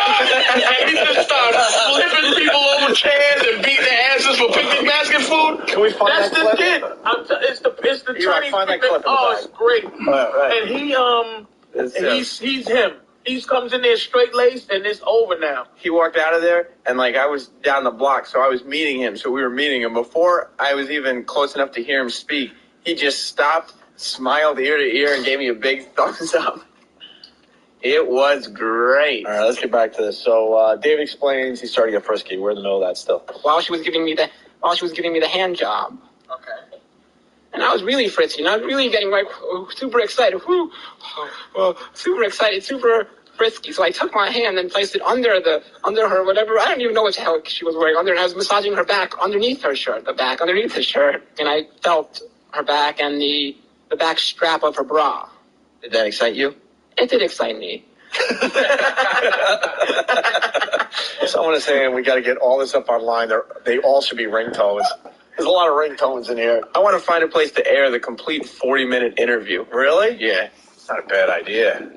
Maybe a little podcast or I'm something. amazed, dude. This is so... podcast. I don't remember when... I think I got my first pussy at 13. Mm-hmm. But I still wasn't even innocent. I'm a piece of shit. I think I've always been. And, I mean, this kid, the joy of his first fucking piece of... It's just a... It's hand job. It's hand job. Not even ass. I touched her bra. You probably just... Can I tell you an innocent moment that still gets me horny, like in terms of sexuality? Of course. But it's still creepy, but it's still innocent, is when a girl wants to give you some pussy and just watching new panties come down to the part where the ass starts, where it's half ass meat and hips, when you just know that pussy's about to happen. That's still the thing, the regular sex thing that'll still get me is just getting ready to see new pussy, not even seeing it. Fucking great. I just realized we do have our own channel. We could play the full interview at 11. Yeah. I mean, we should warn the people. It might get a little slow, but yeah, points. But I mean, is it worth fun, it? Yeah. You think it's worth it? Yeah. All right. Can you get that? Yeah, I'll do it while all right. We'll try to play the whole interview at 11, the long form. Something a little different today. Yeah. What the hell? David continues to touch the masseuse. And I proceeded to move my hands. Where'd you move it to? To the front of her, to her front area. To her stomach? Yes. And? Her breasts. You touched her breasts? I didn't. When I say touch her breasts, I didn't actually touch her full-fledged breast. I touched her breast with the bra while the bra was on. But under the shirt? I touched her breast under the shirt with a bra on, with bra on. And it was welcomed. I was grazing. I wasn't like squeezing it and grabbing it. I was caressing it and I was slowly massaging it gently. I wasn't caressing it. I wasn't squeezing it and it was welcomed. Yes. I can't wait to talk to him live. Did you catch that? What part? I'm gonna tell you what he was doing. Yeah. He wasn't sure what to do. Mm-hmm. So this motherfucker was being a creep. It was the equivalent of looking under a girl's skirt on the train. It's like he was touching places just to see if he was going to be told not to. Right, he didn't know what was allowed. So he was just being a dirty little sneak. A dirty little sneak. I'm telling you, you opened up some real bad shit right here. I think so, too. Just a fucking little piece of garbage. I think you're right. Yes, he is. A sneaky little piece of We're garbage. starting David out with a little pot, just a little bit, a little taste of pot, and man, he's going to be a meth head. His first rim job, his first full mouth on his dick. He's going to do one of those warps from the Stargate, just back to pyramid time. It's going to just take him back. He's going to end up selling his own body to get money so he can continue down this road. If we can find picnic basket, please do. Yeah, hopefully we can find it. David talks about the size of his penis. Yes. All right, we'll skip that track. You're kidding, right? Yeah. Why? I was kidding. Oh. Not that I want to hear about it. Because that's what I am wondering, a little Jew boy. I wonder about his little circumcised mouth. Let's guess. Does he say how big it is? He gives a number. You know he's going to lie. I don't think he's lying. No, actually, I'm going to go with 4 inches. I bet he's 6 to 7. All right, I bet he's not 6 to 7, between 5 1/4 and 5 1/2. You think so? I know. Oh, how do you know? I know. I can sense by his dumb glasses. All right. Now, God wait, just Jimmy, what do you doesn't say? God does 5 1/2 to 6 1/2? No, 5 1/4 to 5 1/2. Oh my God! What the? All right. I say it's about 6, 7. I just think 6 to 7. Yeah, God just doesn't do that, man. God will not let that boy have a small dick. Fucking no. I'm gonna go. God allows children to have their arms cut off at college. Good point. Very fair. Yeah, very fair. Yeah, he allows genocide, so he'll allow that asshole to have a small dick. He's got nothing. You think? I'm going nothing. Really? Nothing? My official guess is 4 inches. And he has, you know what though, you're right, because he doesn't even, because I bet you Sam's packing, because Sam has cock shortness. You know what I mean? So David doesn't even have that assuredness like he has a big dick. You might be right. Yeah. I'm drifting off of it. I'm still going to stick with 6. 6. All right, here we go. And then I was really super excited. Were you packing a full rod? I was packing a full rod. How big would you assume? It was a good close to 4 1/2, 5 inches. Okay. Wait, what did you say? 4 1/2 to 5 1/2? 4 1/2 to 5, but keep playing the track. Don't give any credit. All right, Jimmy might be leading. I said 4. Jimmy said 5 1/2, pretty much on the nose. 5 1/4 to 5 1/2. Yeah. Well, that's close enough. Hold on. And then I was really super excited. Were you packing a full rod? I was packing a full rod. How big would you assume? It was a good close to 4 1/2, 5 inches. Okay. It was good. That's my normal, like 5. I pretty much say at 5, maybe sometimes 5 1/2. Are you a max out around 5, 5 1/4? Yes. Okay. I will, yes. Jimmy nailed it. Yep. Right on the money. Who's the kid? Who's the kid? That's right. I don't know what stocks to pick. If you show me a fucking intern, I'll tell you how big his dick is from 2 miles away. You're the cock kid. Who has the biggest dick out of all the interns? I don't know. I'm asking Norton. He's a dick size expert. All right, line them up. How many interns we got today? We got 4. Yeah, line them up after the break. I mean, when we bring in your feel, because that was just a feel, right? Yeah. Hey, Yeah. just have a feel? Okay. All right, we're going to line them up, and Jimmy's going to tell who has the biggest cock among them, okay? And they should write it down. Okay. Steve, get this going. I already know. They hold it to their chest, Jimmy will guess, and then they'll reveal. And we don't want any lying by these fuckers. David gets the 2-minute warning. What's this about there, Sam? Well, there is a time restriction to how long you're allowed to be on the, masseuse table. Okay. And David found that out the hard way. All right. And she proceeded to stroke, like, oh, yes. That was me saying, oh, yes. My arms were both around her. Like, oh, yes. I tried to... His arms were around her. Not Gone with the Wind, you asshole. You're blowing a load. She's paying off a slavery ship to Paid off the wolf. Paid off the wolf.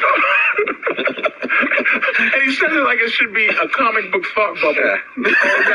Oh, yes. He absolutely spells it. She just wants to get the promotion to Nails. And Oh, my God. The nail promotion. I moved to feet now. And I figured out the whole hierarchy. You start with the Yankee Cranky shop, then you go to Nails, and then, if you're really lucky, sushi waitress. Nigga, that is the queen of third worlders. Or breaking down old computer parts with the mercury. David gets the 2-minute warning. And she proceeded to stroke, like, oh, yes. That was me saying, oh, yes. My arms were both around her. Like, oh, yes. I tried to stay in that approach, try to make myself go faster. And then she proceeded to say, 2 minutes left. And then I proceeded to say, oh, no. I said, oh, no. Yeah. You said that out loud? Oh, no. Oh. Then she said, yes, 2 minutes left. And so I proceeded to say, moan, and say, oh, yes. And she got excited. No, she didn't. No, she didn't. We got to get David in here. We're going to. Let him have it. We will. We have one more track, and then it's David live on the show. I just want to get the pure innocence of what happened right after. Keep the illusion. Yeah. Oh, yes. And she got excited. Yeah. And she was like, she kind of looked on her face like, oh, yes. And she was really excited. If I can say the words, can I say the words that she said to me? Yeah. She said, oh, come. She said that, not me. She said, oh, come.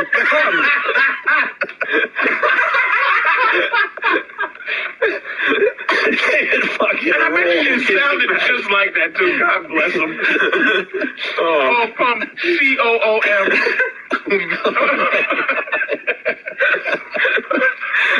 God, I love that boy. He was convinced that, by the way, that she really liked him. Yeah. So, all right, we're going to get into all that. One more track here. David talks about making cum scenes. This is it. It's like, oh, come, yes, come. And then did you? Eventually, yes, I did. Yes, I did, eventually. Did you make the 2-minute mark? I think it was way past 2 minutes. I think she forgot about the 2 minutes after that. She forgot about the 2 minutes. Do you think that you just got her so excited that she forgot? I think so. Did she clean you up? She proceeded to take another towel and yes, she cleaned me up. Yes, she certainly did. How far did it shoot? If I can be honest, it did not shoot at all. Did it just kind of gurgle over like a volcano? Yes, it certainly did. It gurgled over like a volcano. Yes, it did. Zero. It wasn't a shooting. No shooting at all. All right, listen, there's two things going on. His dick fucking vomited like Bon Scott in the car. Right. There's two things going on. He either has some kind of medical issue, or this guy jerks off so much there's just nothing going on. Right. A lot of jerking. Here's what that is. He has so much cum rushing to get out and just bump into each other. It got stuck at the tip. Yeah, he wanted to come so bad, his body couldn't, the muscles couldn't tighten. There was too much cum around. And subsequently, my cum just kind of poured out. His dick hemorrhaged. All right, you want to talk to David now, or you want to take a quick break? I want to piss and get a break. I want to get David. I want to get these other interns in to get, and I want to get this penthouse pet in, so at least we can fucking have a girl in here, because this is kind of fucking fruity and homoerotic. We'll get the penthouse pet in. Pet of the year? Pet of the year? Pet of the year, thumbs up. Pet of the year, right? Thumbs up. Pet of the year. We'll get her in. We'll get intern David in, and I hope we're working on the interns. We want to have a contest. So yeah, we want Jimmy to figure out. I would also like to get a chicks guest too. I don't want to just fucking be guessing. That's why I want to go. All right. And they'll hold up their sign, on a card in front of them, and then they'll reveal. Yeah. You get how this is gonna work, Steve? You know what we're doing right now? All right, how are we gonna do this then? Because I explained it twice. We're gonna guess what the interns are packing. Right. How? By holding up a card. Okay, good. Okay. And then put the size on it. Right. And they don't reveal it until we're done with all the guesses. Right. All right. Okay. You did figure it out. My fault. Opie and Anthony, Patrice O'Neill, Jimmy. What are we promoting as we go to break here? Patricky is up first. He's got comics December 26th and 27th here in New York City, 8 and 10:30 shows. And I'm going to plug New Year's Eve. I just booked a New Year's Eve gig, December 31st. The greatest club name ever, Crocodile Rock in Allentown, Pennsylvania. I just booked this on Friday. Tickets are on sale now. You can go to Ticketmaster.com, or you can, that's all you can do. It's one show only, 8 o'clock, New Year's Eve, Crocodile Rock in Allentown, Pennsylvania. Are you going to ring in the New Year in Allentown? From 8 o'clock? No. Yeah. You're going to rush out of there as fast as No, because a lot of people don't want to go out past 12. They'll come to the show and then go to a bar or whatever. Yeah. A lot of people don't want to be in a place Yeah, for you 6 finished hours. by 11 or so. Listen, Joe Donuts from Rottenchester, Volcano. I just spit coffee all over my new laptop. And then Adam in Vegas, this is for Jimmy. Oh, please say on air that Jimmy kicked ass at the Viper Room. He needs to come back to the West Coast more often. Thank you. First time you did L.A., as far as like in that regard or whatever. Yeah, it was cool. Dice came to a show. Ron Jeremy came to a show. It was fun, man. I was hanging out with the big celebs out there in Hollywood. One I know and one is just got a big cock. I was trying to fuck it up a little bit. You don't think I knew? I was just trying to help you out a little. All right, intern David live on the show next. The Penthouse Pet of the Year next. And also, guys. You turn penises. Yeah, we're going to, wow, all right. David went to his first Yankee Cranky shop. They're all developed on Friday's show with Bob Kelly and D.L. Hughley. And I really didn't think we would get this happening, but it did happen. David was more than a trooper. Should we get the Penthouse Pet in here, too? Yes. How do you say her name? Taya, I believe Taya. Taya Parker. Pet of the Year. Head of the Year, walking into our studio. Can I see a book? Can I see one of those books, man? Oh, you guys are going to look at my naked pictures while I'm sitting here. Is that bad? No, that's kind of funny. We were looking at them when we started the show today, or this side of the show. You don't get embarrassed, right? Oh, hell no, are you kidding? Embarrassed of what? That's good. What's there left to be embarrassed about? How long have you been posing naked? Wow. I shot with Penthouse for the first time in 2005, and then I had been doing it like a couple years before that. So maybe 6 years? Nice. And the posing... Hi, by the way. Hi, by the way. Yeah. You have to say hi before you make any comments about my nakedness. No, I didn't even get Why, you worried we're going to comment about your nakedness? No, I love it when people I looked at it earlier, and the only the comment I do have is that you have the vagina that I enjoy looking at. Thank you. It's so funny. I used to be... Has character. Thank you. Does she have character? Yes, she does. Does she have character? What do you can't call be her? a boy. Yes, she has character. Well, girls don't name their vaginas like men name their penis. But you said she, like you kind of have a relationship with it. She. But usually some have lines. A lot of Penthouse ones have just the lines. Yours has... I have lips. Your stuff... You can be as gory as you want. I know. I've had it described to me before. I'm not weak of heart. It's like an aerial view of the U.S., and I mean that in a beautiful way. I love it. It's very full, and the lips are thick. I agree with you. It's meaty. I know, it is. It looks like you might have too much salt in your diet. Just kind of... I have too much salt? Maybe it's possible. Let me ask you this. I was making a puffy joke. It's either too much salt or too much sex. One or the other. I'm not sure. Maybe a little bit of both. Now, in the naked game, I was curious about this. The naked game? The naked game. Yeah. Is how far up, down, parallel is Penthouse to Playboy in terms of prestige in the game of nakedness? Well, I guess in the regular person game, it's hustler, penthouse, Playboy in terms of low to high. And that's for the layman who doesn't. Right. Well, and I'm glad you asked because I wouldn't bring it up, but I've worked for Penthouse and Playboy. Obviously, I'm with Penthouse now. The misconception right now is that Penthouse is back in the day where there was a lot of full frontal look inside and golden showers and all that. And Penthouse is, since the new owners have bought it in about 2005, they're definitely softening it. So they were showing insertion at one point, hardcore insertion. Well, they're trying to compete. They were trying to compete with the internet. Yeah, absolutely. I want to answer Patrice's question. I think Penthouse is like the ABA, and Playboy is like the NBA. They get a little crazier in the ABA than the NBA. No, because I'm looking at through this, and well, they've changed. I mean, you can see it's looking more here's like what Playboy. Penthouse has now. No offense, Penthouse would never have big pussy lips. Like that is, they would only have line pussies. You're saying Penthouse or Playboy? Penthouse, no. Playboy Playboy is corny. Playboy never showed like. Yes, right. Playboy would never show a messy one. No, never. They would never show a full pussy. It would not be nasty. Like, I have a fetish. I like a ferociously a fat vagina. I think it's meaty. I think it's full. But you're right. Playboy shows only those fucking quote unquote.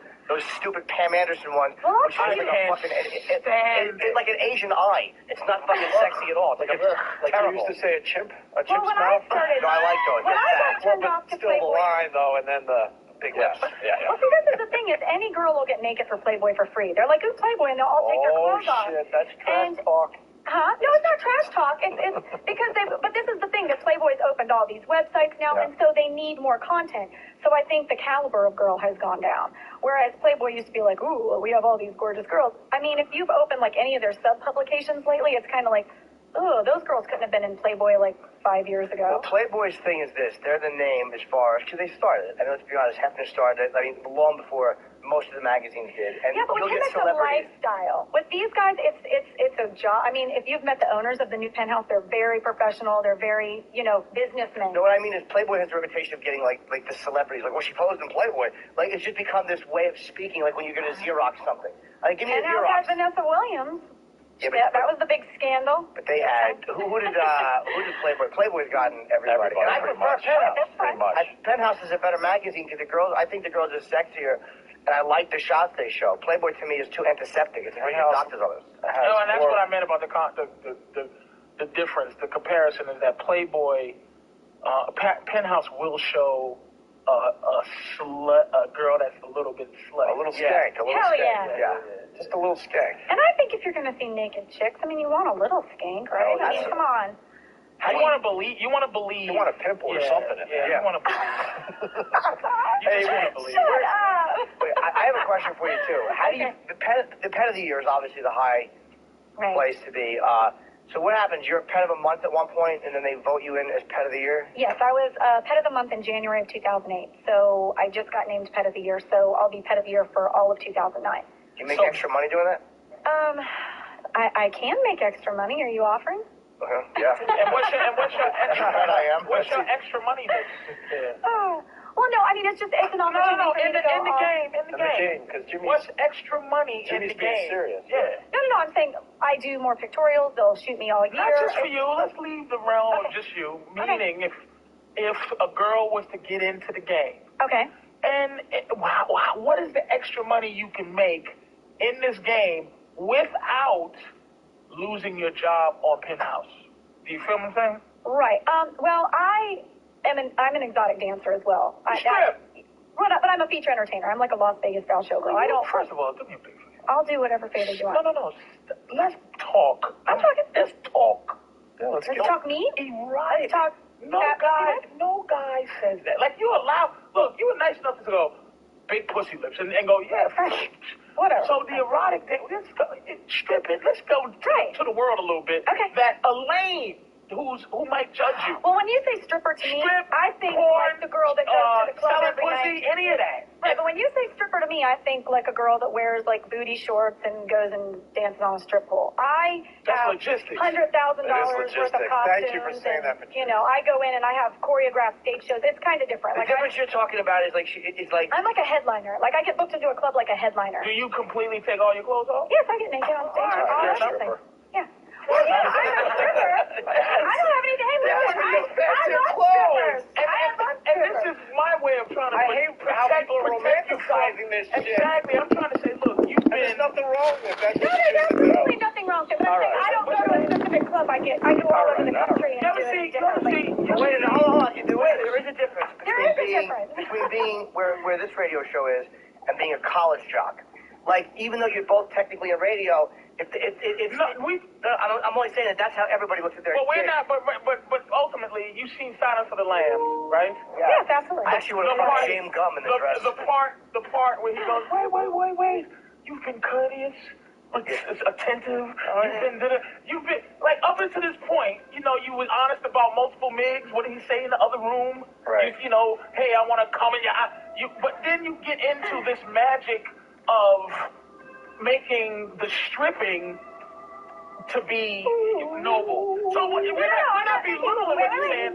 Are you going to let me respond? Let me just say. Okay. Because it is on a different level because, I got Entertainer of the Year. It's like the AVNs. There's awards for what I do, whereas if you're a stripper, nobody's going to come and say, ooh, you're the best stripper. Are you busting out 6 figures for your appearance? I might be. That's dope shit. No, and how do you get along with Aria and Jelena? How do you get along with them bitches? Who? Aria, Jelena, Aria, Bria. The other girls in the none of these girls. Name's your friend.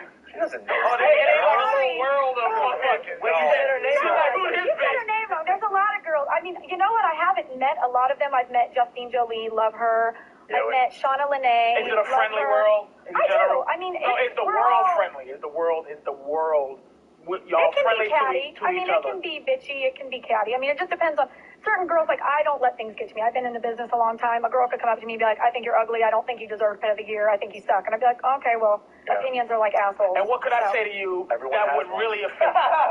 What could you say to me? Meaning personally, in this world where you go, like porn stars, for some reason I learned that they like to be called adult entertainers. That's why we said what we said.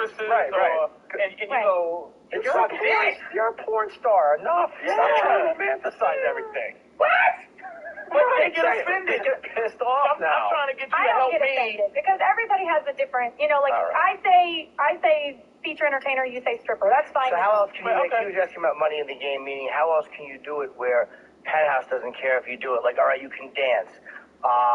You can probably do certain softcore shoots. Like, what are you allowed to do with it where they won't freak out to make extra money because you're Pet of the Year? Well, I work for Penthouse exclusively. So, as far as that, I have a career as a feature entertainer, and they allow me to keep doing that, which was nice because they could have said no. But they know that was something that I'd already established before. That was actually one of their draws to me, was that I had a very good establishment in the feature entertainment industry and with clubs and club owners. So I go all over the country. And the feature entertainer, let me ask you this. Is this upgraded? At one point, I was in the comedy game, you're a opener, bringer, they call them. Then you're a feature middle act. Then you're a headliner. Did you start off a stripper and upgraded to now what is a feature entertainer? Yes, I did. I was a stripper for a long time, for like 3 or 4 years. And I loved it. And what's the difference between stripping and what you do now? Because what I do now, I make my money to like if you get booked in a club to do comedy, you don't have to get all the customers to give you $1 to make money. They hire me to come in. You're still a stripper. It's okay. I understand. Even like an open micer and like a headliner are comedians. Right. Like if you're playing Little League Baseball or Major League Baseball, you're all baseball. He asked me what the difference was. Yes, I did. He got a great point. What he's saying is that you're on the highest level of stripping. Fair enough. But none of the strippers that work at the club are going. I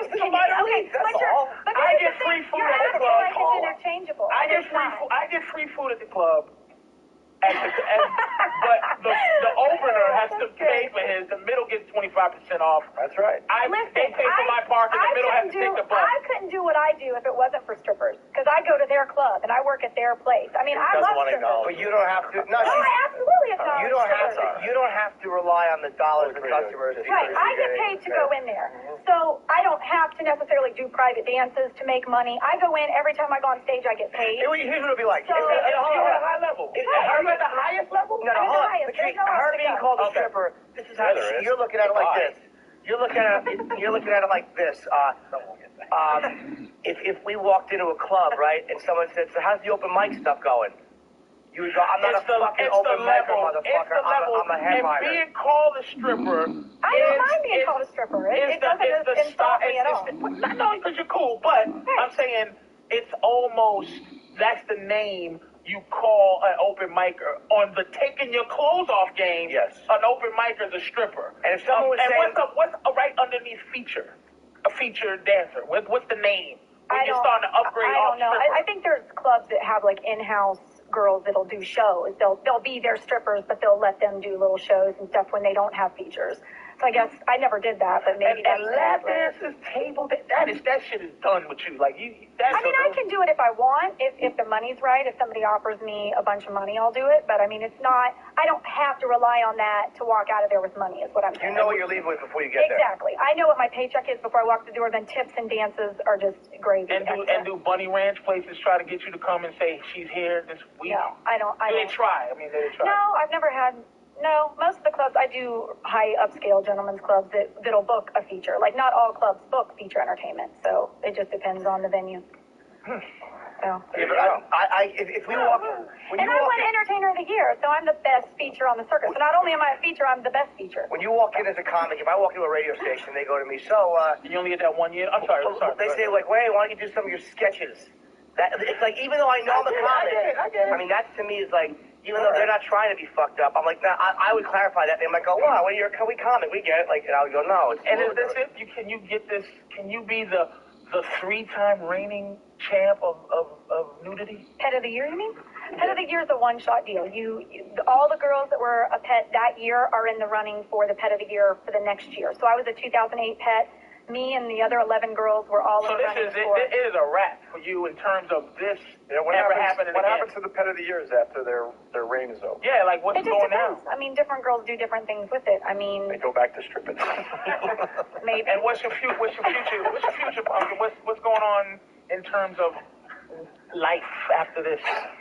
There's lots of possibilities for me. I mean, I have options, to work with Penthouse on some different scales because of the different, the things in the club business that I've, put myself out there with. I can't really talk about it because right now I'm supposed to do the Pet of the Year thing, and, and that's great. But I'm saying I have other things that I can do with my connections that I've made over the course of my career. Fair enough. Got a boyfriend? So, no, I do not.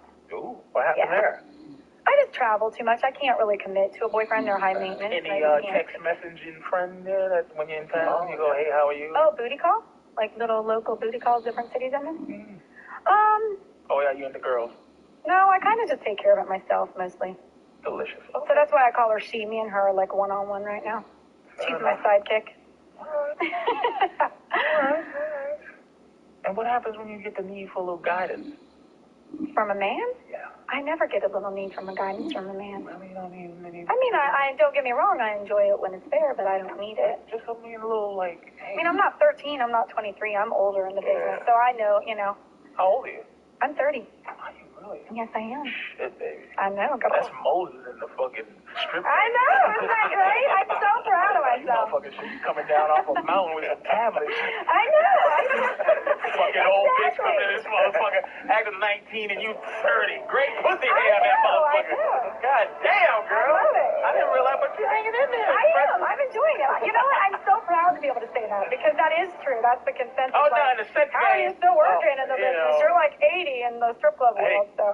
We got David in studio too, so we thought this would be fun. So we got the Penthouse Pet of the Year in studio, and we got David who just came for the first time with a woman. Right, Who's David? This motherfucker here. He's new, isn't he? That's Joe. Joe? Yeah. Oh, Joe. Did you write down your cock size yet, Joe? Oh yeah. All right, good. How are we going to prove if they're not lying? We gotta kind of. You can prove it. Other than that, we have to take their fucking. We have to take their word for it. Yeah. Because if we're guessing on how long they are, then they could be lying. This is David. He just Hi, got his David. first. Hi, nice to meet you. Hi. What? I heard all about your skanky story. What did you think of it? I think that you're a crazy fucker. That's what I think. Thank you. So, I think you have a way with the Asian women. so The David, Asian persuasion. you enjoyed the Yankee Cranky Shop. Definitely. I enjoyed it. Yeah. It was pretty good. At first I was a little disappointed, but then it Why were you got better. disappointed? because a certain individual was making a big deal about the table shower, and like that's the best thing. You got to get A the table. certain individual? What are you, an asshole? Say Bobby Kelly, you piece of shit. Bobby was hyping it up, and it wasn't shit. Sir, Mr. Bob Kelly was hyping up the table shower, and the table shower was nothing. But listen, before you get all fucked up, David, there's a word called synergy. Now, DL said this, Bobby said this, and Opie said that. And together, all of that ended up with this wonderful story that we enjoyed. Don't forget that. Yeah. Don't forget that we were all in on this thing. Don't forget that table bath was a part of your greatness. A part of the cab fare and everything else that went on to make for a pleasurable experience. Don't be ungrateful, you son of a bitch. Hey, motherfucker. So, what else do we want to ask David? Are you ready to make this a regular thing now, David?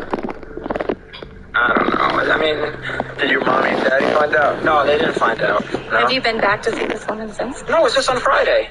Oh. Yeah. Are you going to go back to see her? Is she your girlfriend now? I don't know about that. I would want to if I could afford it. I mean, it's kind of expensive, but... What was the best part? Besides, like, the cumsies, I guess. I mean, what was the best part of the experience? The cumsies, man. Well, I understand that, but, like... I understand that, but I guess...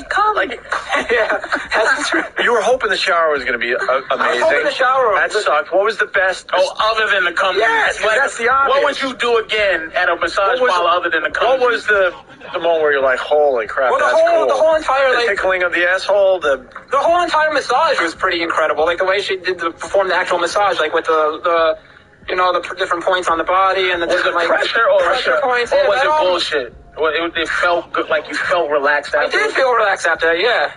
It was. The whole entire massage was actually really good, a really good experience. Yeah. He's going to be devastated when she gets to be a sushi waitress. Yeah. Hey, let me ask you, I don't want to move too ahead, but do you do it for fun anymore? Do what for fun? Take off your fucking clothes.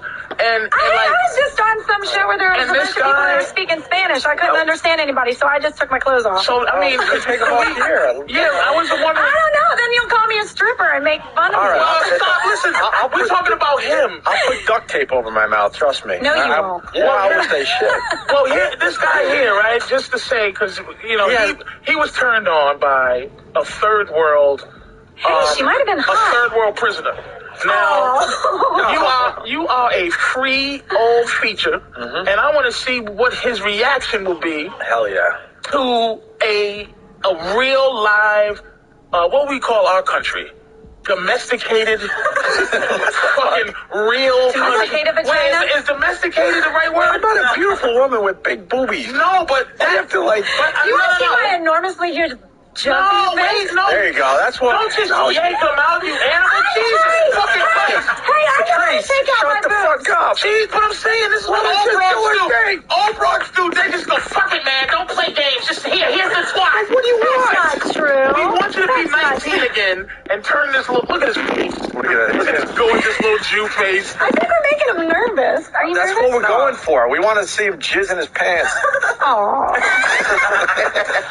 What do you think of her? Yeah. Very nice. Oh, he's so a beautiful woman. David, why don't you ask? How about we shut the fuck up and David, you ask to see her naked. How would you do that? I don't know. Yeah, David. Hey, David. Look her in the eye. Don't show him the naked picture first. I've seen it already. No, you see it again? Oh, yeah, okay, yeah, you've seen it already. So David, you've been eating steakums, my friend. This is the real deal. What would you say to me? Want to get her naked? This is the fucking porterhouse you're about to see. Come on, David, help get her naked. What would you say? Come on, David, put down your questions that you prepared for her. You prepared questions for me? I certainly did. Okay, no. All right, you want to ask a few questions? Let's hear a couple of questions. All right, a few questions. I want to hear this. This might get me horny. Well, I want to get more back into the touring and the erotic dancing. Okay, you go ahead. Read me some of those questions. No, I'm just more curious about, like, what exactly, like, do you have, like, a certain routine when you're on tour? Yeah. Like, do you practice and you rehearse a routine? Absolutely. I was actually a professional dancer before I ever started stripping. Yes, I was a stripper. I knew that would get to you. I love stripper. Let's be honest. The fact that you think it gets to me is what gets to me. That hurt you a little bit. Started doing this No, thing? it doesn't. That hurt you? No, it doesn't. No, it doesn't. You didn't like that little Some of my, no. You worked hard to be called a feature dancer. I did work hard, but that doesn't. Let me put it this way: if I had never been a stripper, I would have never thought to try to be a feature. People in the real world that are outside of the adult entertainment don't understand what. Oh, you know what? What if underneath stripper the name is called Stank Polin? No, I'd be like, okay. Like girls who stink up the pole. Like I'm not no stink pole. Let's go back to. Then I probably wouldn't go near a pole ever again, but still. Let's go back to. If that had been the allure from the beginning, I probably wouldn't have gone after it. Let's go back to David. David. Yeah, go ahead. Ask me. No, so continue. I'm curious about like the touring and do you have a specific routine and like a specific Why don't you answer what airline she flies? Or get to the better questions. Yeah, bring me some Jesus. questions. I'm curious about that. So what's on your rider? Crackers or cookies? Do you come to this radio show often? He's gonna ask me what's on my iPod next. Okay, go ahead. Bring me I don't some. know about like. Do you have a routine? Yeah, I have. First, like. Let me explain it to him. Let me just explain it to him so we can move on. It's like the Marx Brothers. Okay, like I have different theme shows. Like one show I might come out like as a gangster, or another show I might come out like a burlesque, like Marilyn Monroe type of outfit. So I have different theme shows that have music that coordinate. Yes, it's all very burlesque and sexy and fun. And move on to some more. David has theme shows too. Sometimes he comes out like a boring interview. I have like general knowledge questions. Go ahead, David. Whatever you want to ask her. I've read on a couple websites that you consider yourself an actress. Is that I true? consider myself you an actress? yourself an actress? I'm acting right now. Okay.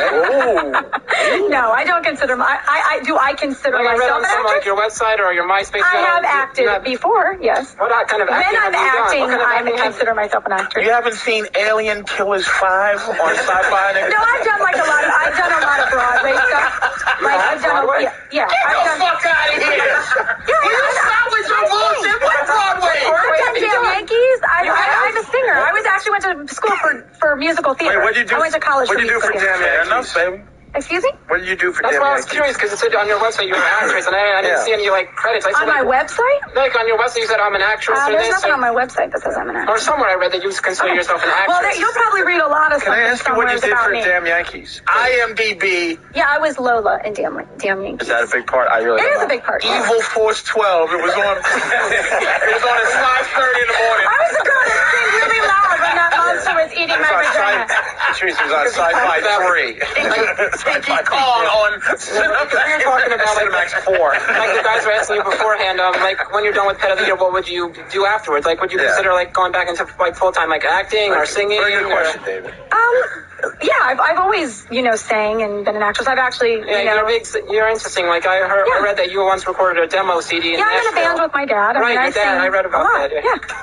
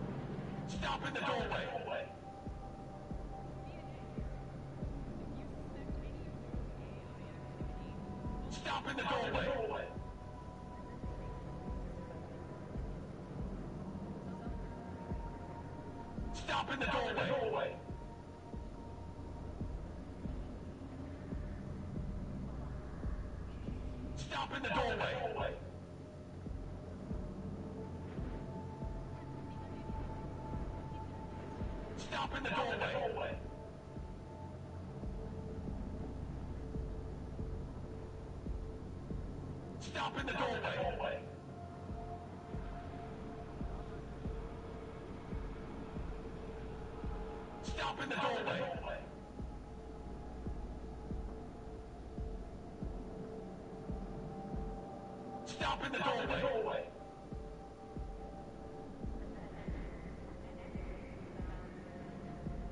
Stop in the doorway.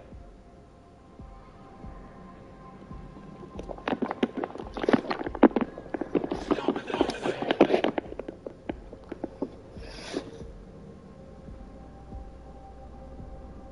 Stop in the doorway.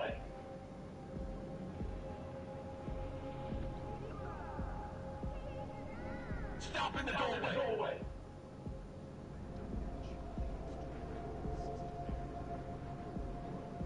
Stop in the doorway.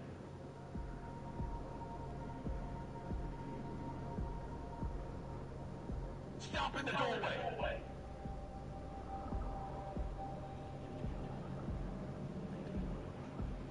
Stop in the doorway.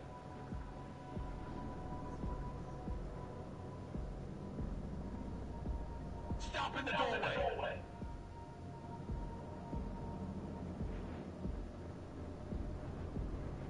Stop in the doorway.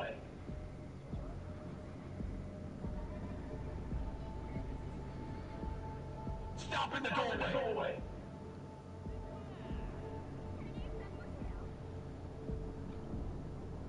Stop in the doorway.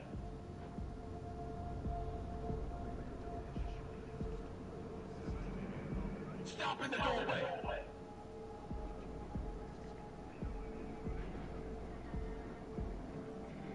Stop in the doorway.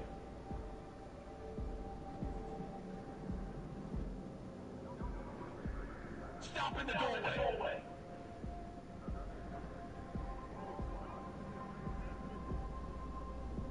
Stop in the doorway.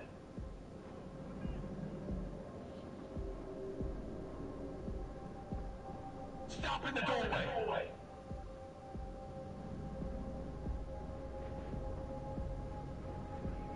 Stop in the doorway.